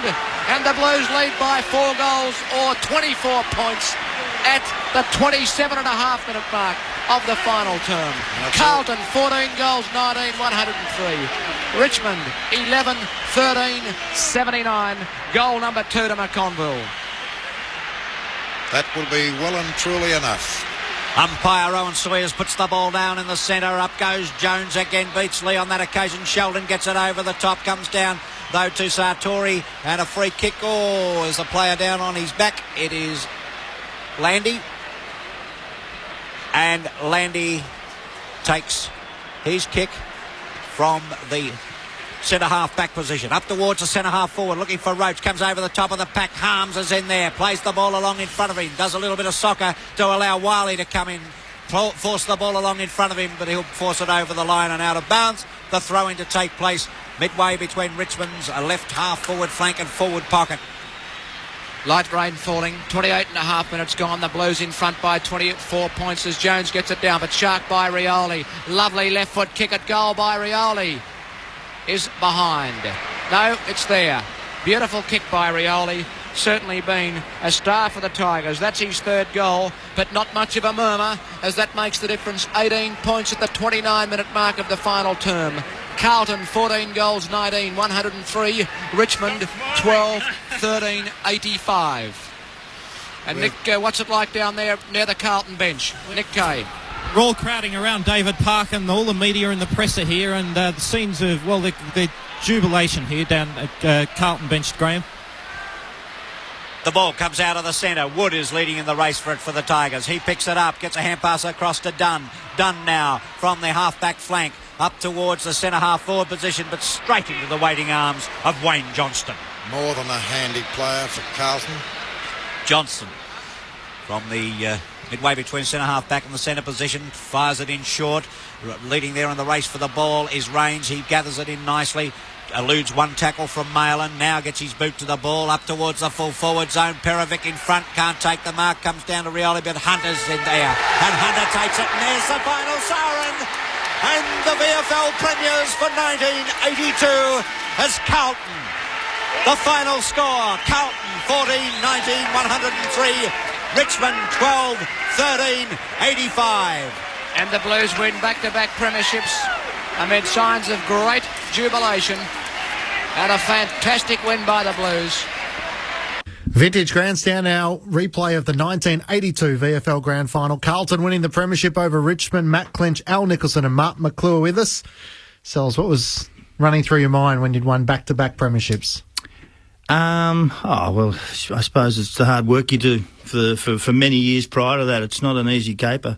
And we've been bashed a few times in finals before, and we learned a little bit about not being bashed to start to do it ourselves. So I think there was a lot of euphoria and some joy coming through, and actually you feel a bit numb. You can't hear people and you don't hear things, and it's exhausted.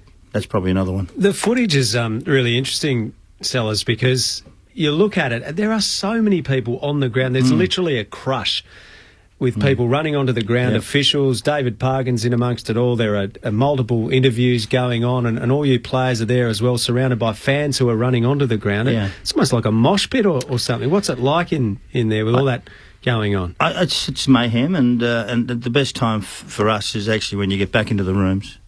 And you sit down as a group, and David addressed us after the game, and we also had Malcolm Fraser in there a couple of times too as well, which was quite interesting. He didn't address us at all, otherwise, so he didn't address us. But that's the time when you are with the people who you've been with for so long, the people who work with you, the trainers, the doctors, the coaches, the whole lot are all in one area, and that's the team. That's why it's so good.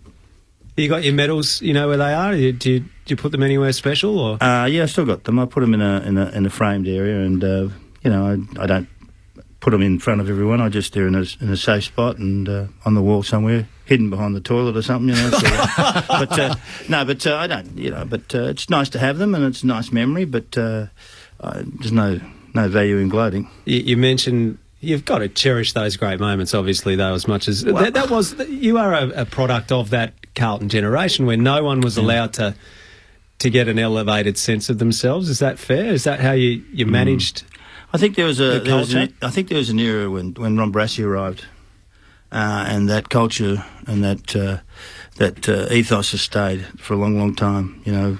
The word "I" was never used.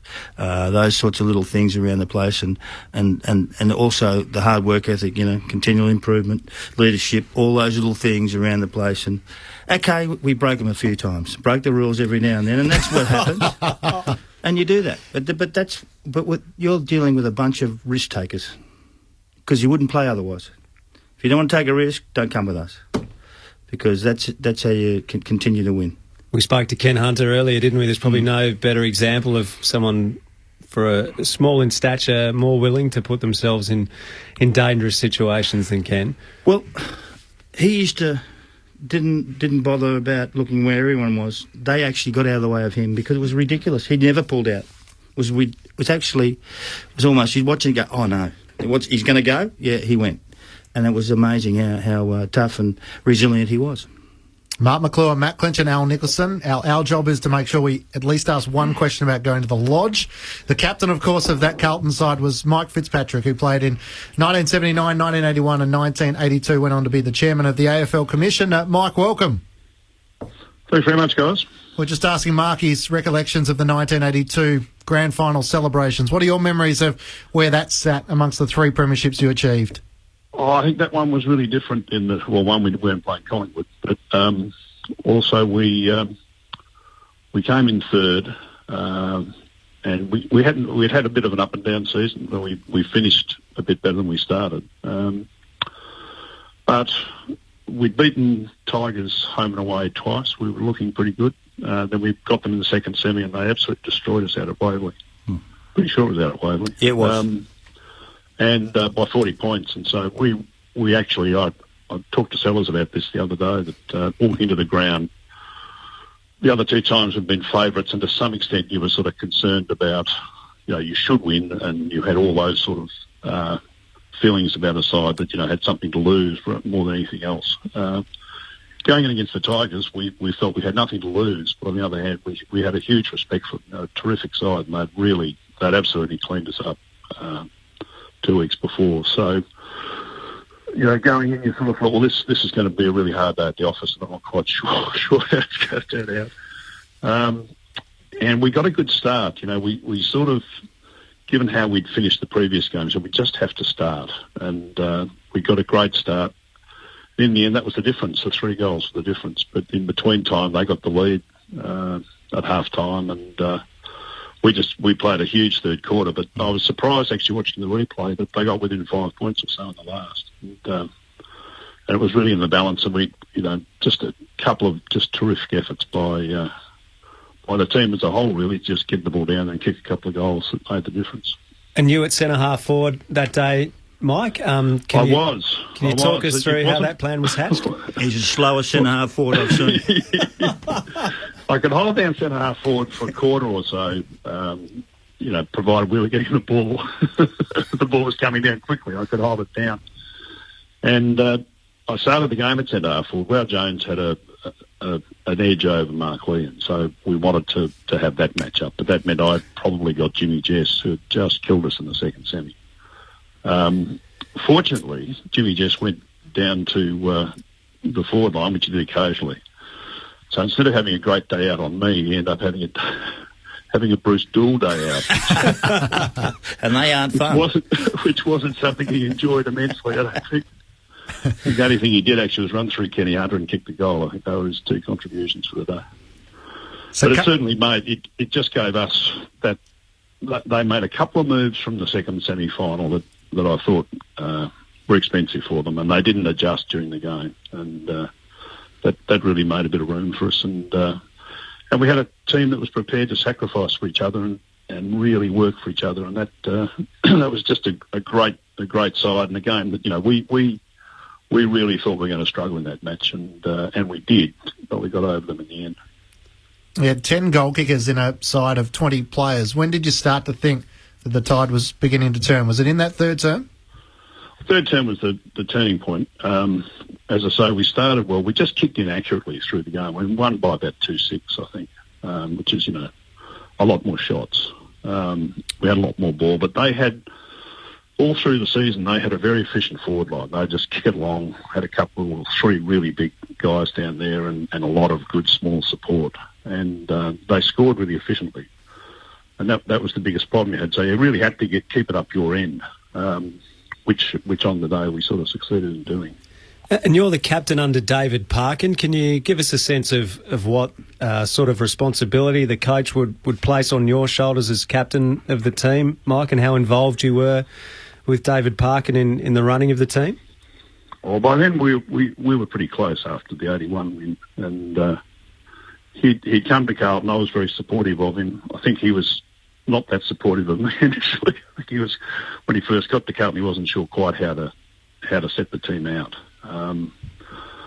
but we got enormous. I had enormous respect for him when he got there, and we worked out a modus operandi pretty quickly. And but what was the modus operandi? He was a very thorough preparer for all games, and you'd get basically a document before the match, on the Thursday night, which would go through all the opposition players and what they did, and then then on the Sunday or Monday you'd get his in retrospect, which told you went through the game and gave you a bit of a commentary on each player's performance. Then there was a back page which basically gave you your score. Did you ever throw it in the bin? You'd hand these things out, or you just go straight to the back page. Did you ever throw yours in the bin? We had some very good discussions with Matt Committee about various players and how he saw them, how the players saw them. I thought he was just an excellent coach. He was well prepared, thought really hard about the game, and understood the game. Yeah, he was terrific, absolutely terrific, and he brought in a whole lot of things that we hadn't done before, measurements and bits and pieces that were not about really under Purse. Yeah. No. What did Purse do? Well, Purse got a pretty tough run, I think. When he came into the side, he didn't exactly get, didn't get any really new players to sort of help him through. Whereas, Kenny Hunter, Buzz turned up the next year, and that's a bit hard. Made a bit of a difference. It makes a difference. I agree. Mike Fitzpatrick's with us. I did have one funny outcome from the whole thing, though, which was we went up to the Commonwealth Games in Brisbane, and I'd had a broken ankle, which I got in the last 10 minutes, and so I was sort of hobbling around, didn't play. And so I had to introduce the players to the Duke of Edinburgh, and I had one of those brain fades, and I was very embarrassed by it because I just couldn't remember their real names. And so I had to introduce them as Pig and Mark, because they weren't overly appreciative, they were a pretty conservative lot. But, it was... and he was terrific. He really enjoyed the whole thing. He enjoyed the introductions, and he enjoyed the game. Did you enjoy? Yeah, we had a lot. Roy, Sellers, Postman, Shark, Chesty, and of course the Dominator and Wow Jones. We won't get to that. Yeah, we don't go into that. Tari, Tats. Yeah, I mean, it was. I can remember that. I can remember the nicknames. But you remember your nights at the lodge, which were really special when you think about it. We had two really. Yeah, special. They were just fantastic. It was just fantastic of Malcolm Fraser to put them on. I don't think when he offered it, he had any idea of what was about to befall it. Are you amazed that you got back after 81 when we've all heard the stories about the cutlery going missing and even golf drivers and bits and pieces, I heard? Yeah, I wasn't surprised. He was, I guess he was looking for opportunities occasionally to not be as sort of formal and strict in that presentation that he had. I think he was... One of the things he liked about the footy was it just gave him a bit of relaxation. He enjoyed it. He enjoyed watching the side. The side generally won, so he enjoyed that. And the guys liked him. The guys basically were prepared to have a chat to him. And so when we went up, they flew us up there, and I remember... Alex Marcoux can tell you all his story. We've got that part. Forget that part. As they walked out, I could see their pockets jingling. You can't. I managed to salvage a few knives and forks for them, but I just couldn't stop it all. I tell you what, hey, Fitchy, sorry, Fitchy, but Tammy Fraser was an absolute gem, wasn't she? She was fantastic. Yeah. She was fantastic. Yeah. And she basically, just accepted it, had a fair idea of what young men are like. And, but yes, talking to a couple and saying, you can't do that, and saying, hang on, we pay our taxes. Yes, exactly. Mike Fitzpatrick, the former chairman of the AFL Commission, is with us. He's the Carlton captain from the 1982 successful grand final for the Blues, their 14th premiership. Mike, just before we let you go, we're coming up towards the news, but is it not a bad time not to be a football administrator at the moment? Oh, look, I think it's been really tough. It's been really tough because everything's been done virtually. You can't talk to 18 clubs. You can't pull them all in for a meeting. So it's had to be done on the telly, basically. Various people. I know Richard Goyd is sort of stuck in WA, and with something like this happening, you'd like to be able to get together personally, but you can't. And I think from Richard down, Gil's obviously done a terrific job and is dealing with a group of states and a group of clubs that don't always see eye to eye. It's been a very difficult task, but on the other hand,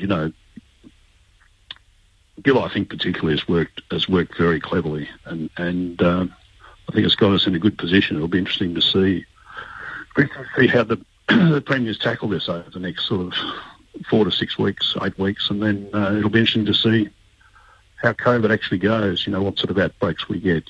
You're going to get outbreaks. Sooner or later something's going to happen. It's going to be how we deal with it that's going to be the test, I think. As now someone who's not sort of central to it, Mike, do you feel confident just now as a footy fan and a former player that we are going to see these 44 games completed this season?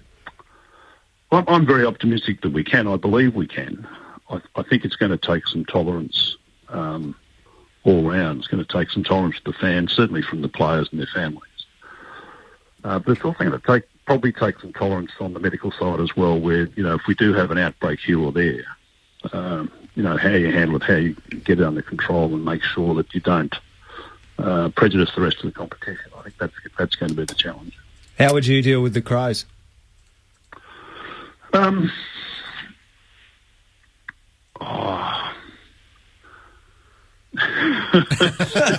Next question. You're waiting for the news.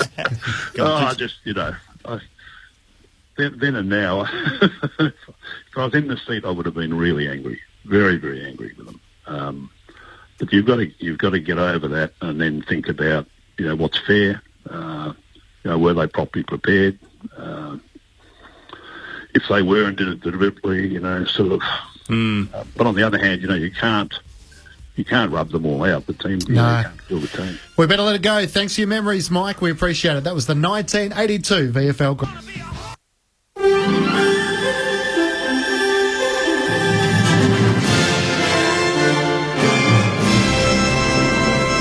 ABC News with Rachel Hayter.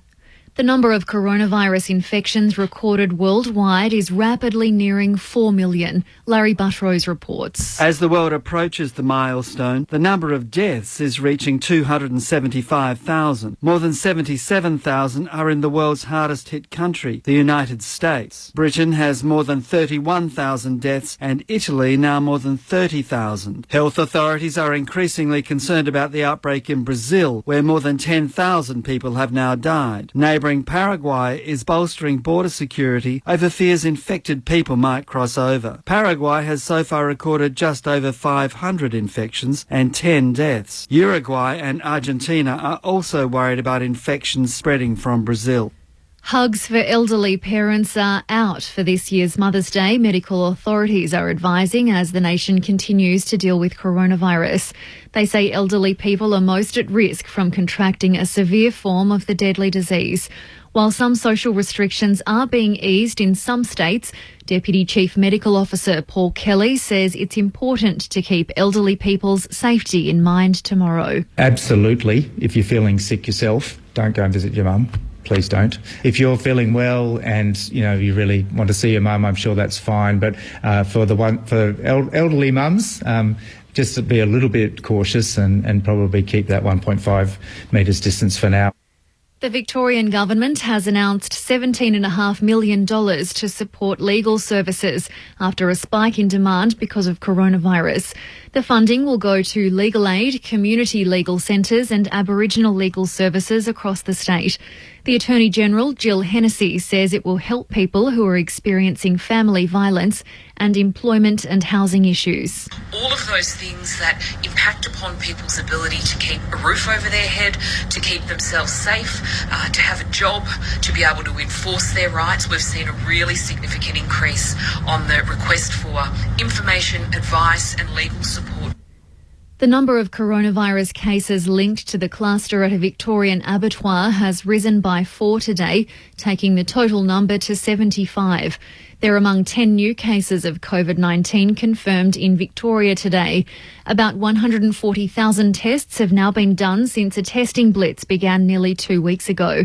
The Victorian government has dismissed criticism of its decision to wait until Monday to announce when coronavirus restrictions will be eased. The WA government has announced it will create a joint fund with the private sector to promote medical research in Western Australia. Health Minister Roger Cook revealed the fund, to be administered by WA's chief scientist, will be used to expand research into COVID-19 and other medical conditions. Mr Cook made the announcement while confirming WA recorded no new cases of coronavirus in the past 24 hours. There are now just 7 active cases in the state. The minister says legislation to create the fund, with an initial $6 million state contribution, will be brought to Parliament this week. Once passed, the Future Health Research and Innovation Fund will significantly increase investment into medical research, transforming Western Australia into a leader in medical research and innovation. Diplomatic sources at the United Nations say the United States has blocked moves for a Security Council vote seeking to end conflict around the world while nations battle against COVID-19. UN Secretary-General Antonio Guterres has been advocating adoption of such a resolution. The sources say the US withdrew support at the last minute, claiming China had blocked proposed compromises. Russia is to hold scaled-down commemorations of VE Day, marking the 75th anniversary of the final defeat of Nazi Germany in World War II. It follows severely curtailed commemorations in other countries yesterday, including Russia's wartime allies Britain and France, as well as in Germany. Normally, Russia holds a military parade on Red Square in Moscow, but this year President Vladimir Putin will address the nation and Air Force jets will fly over more than 40 cities. Nearly 27 million Russians died in World War II after Germany and its allies invaded in 1941. Briefly, US singer-songwriter Bob Dylan has announced the release of his first new album in 8 years. The double album Rough and Rowdy Ways will be released next month. You're up to date, ABC News. Young people in regional Australia have done it again. 6 inspiring ideas were developed at the ABC Haywire Youth Summit. And now it's over to you to bring these ideas to life. Head to abc.net.au/haywire, and if you think one of their ideas could make a change in your community, apply for a grant and make it happen. Your community could benefit from a share in $100,000 in grants. Go to abc.net.au/haywire for more info or to apply for a grant. Closes May 26.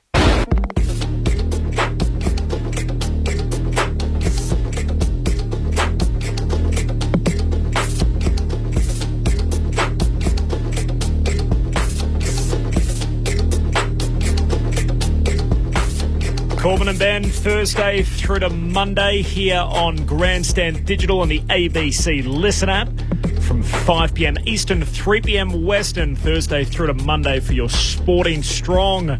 Plenty on the program today over the next hour, headlined by our feature guest, Andrew Symonds, one of the most popular Australian cricketers of all time.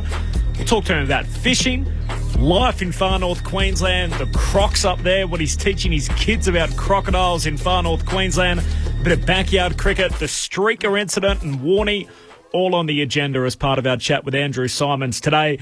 There's plenty of news floating around, particularly out of the AFL, and China central to everything that's happening there. The debate between David Koch and Mick Malthouse, we'll jump into that. Both men have spoken today.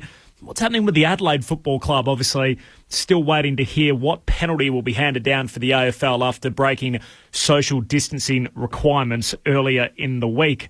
I'm Corbin Middlemass on the east coast of Australia. Out west is Ben Cameron. Hello, Ben. Heavy intro. Good to be with you, Corby, here on Corbin and Ben. And put your helmet on. It's about to get a little punchy. It has been this morning. David Koch and Mick Malthouse, and I know that will be central to us today, but looking forward to that. And the UFC's worst-case scenario, one of their fighters has tested positive, so we'll work our way through all of that, review the K-League and more. If you're with us from Vintage Grandstand or from Grandstand Rugby League, stay with us. We'll have it all covered. And as we said, Andrew Simon's our special guest. We want to hear from you on the SMS. So if you want to text through, we'll be happy to, that's the quickest way to get in touch with us. And of course, we'll read your contribution out. So 0467 920 222. 0467 920 222. And of course, you can get involved with the debate online at ABC Grandstand, Twitter, Facebook and Instagram. So to catch you up, Mick Malthouse made some comments in the Victorian media last week saying that the AFL should pull back and Port Adelaide their relationship with China and playing a home game there every year that Port Adelaide have been taking over for the last few seasons. It's obviously off the books this year, given the current climate in the world with the COVID-19 crisis, but Port Adelaide in particular still expressing an interest to play there going forward. First of all, David Koch responded to Malthouse's statement about pulling out of China earlier today on Fox Footy. This is what the Port Adelaide chairman had to say. When it comes to China, Mick Malthouse has zero expertise and so zero relevance in any of this. Sort of if Mick Malthouse made a comment on footy, maybe I'd give it a passing glance of attention. But when it comes to China, absolutely zero relevance whatsoever. Remember why we did China. China is aimed at making sure this club has the financial resources and wherewithal to have a fully funded football program.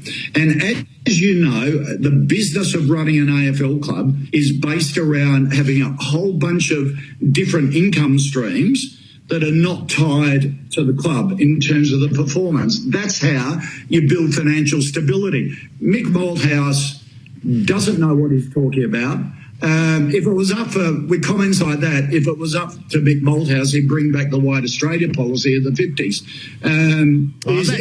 That's a little unfair. In this regard, he's a bit of a dinosaur because China it's important to keep that bridge being built from a business and community level. And we play an important role in that and will into the future. Both ourselves and the AFL have full-time staff based up there. So probably what David Koch didn't realise at the time he was making those comments is Mick Malthouse was in his regular spot on radio, so he had a forum while it was taking place in his regular Saturday morning spot on Sports Talk over in Western Australia. So he had the chance to respond to David Koch's comments not long after that. This is what Malthouse had to say in response. I'm very disappointed in a bloke like David Koch for those remarks are very, very offline for a start off. They are, quite frankly, a man who's made a decision for his football club to take the money. The simple fact is, I've been called a dinosaur before. I mean, that's water off a duck's back. I've also made football comments before, and some are right and some are wrong, and it's like the comments I make today. I've never made any issues about the Chinese. In fact, it's funny enough, my wife's cousins are half Chinese, three of them. I get on famously with the three. You're going over there for money, and that is the simple fact of life. So Mick Malthouse in response to David Koch, just an excerpt of what he had to say earlier on Sports Talk in Perth. So our debate today, should the AFL return to China? We want to hear from you on that. 0467 920 222, the SMS. Ben, kick us off. Should the AFL return to China? There's only one reason why the AFL should return to China, and it's this, Corbin. If it makes dollars, it makes sense. So if it is financially worthwhile for the game to go over to China, then they should do it. It's not about growing the game. It's not about converting new fans. We know that. It's about filling the coffers of primarily Port Adelaide with their sponsorship deal in China, and then parlaying that into a team which sells their home game to Port Adelaide so that they can take the game over there and play one of their home games against Port Adelaide in China. It's worthwhile if it's financially worthwhile. Now, The club in question most recently has been St Kilda. St Kilda has been the team last year that went over and played against Port Adelaide. And you only have to look at what St Kilda are doing at the moment. They're $12 million in debt right at this point in time. They've got a members pledge campaign which is currently ongoing. So that is a provision online for St Kilda fans to donate to the debt-stricken club. So they need the money, as Port Adelaide needs the money. If the time's right, it's safe, we're not in a COVID-19 environment, then of course we should take the game to China if it means it is going to help clubs like Port Adelaide, like St Kilda, whoever they are, be more financially well off. That just makes sense. The AFL's not paying for the game. The game pays for itself through the Chinese sponsorship, and that is a big issue facing the game at the moment, the bottom line. So, yeah, I think it should go back to China if it's worthwhile financially. Obviously, the xenophobic policy of the White Australia policy is obviously the words there that are... Mark McClure just poking his head in the door as well. We're on air, sellers. Just contributing to the show halfway through on the back of his... What's wrong with you? Vintage grandstand contribution. Where were we? The White Australia policy, obviously a set of xenophobic principles essentially put in place largely to discriminate against Asian and Pacific Islanders going back to the early gold mining days that that came in the early 1900s. So that is obviously where your ears prick up when he's used language like that, which I think we all think is probably a little bit beyond the pale, and he got carried away. Beyond that, Ben, what do they actually disagree on, Malthouse and Kosh? I feel like Mick's saying it's all about the money, and David Kosh is saying it's all about the money. It's all about the money. So I almost don't see where the disagreement comes in, other than the fact that Mick thinks they shouldn't go and David thinks that they should. The conversation and the principles around China, and obviously I think as an overall statement, a lot of us here in Australia feel that freedom is good and repression is bad. And so that conversation is bound to happen when we're trading with China, and that happens routinely. That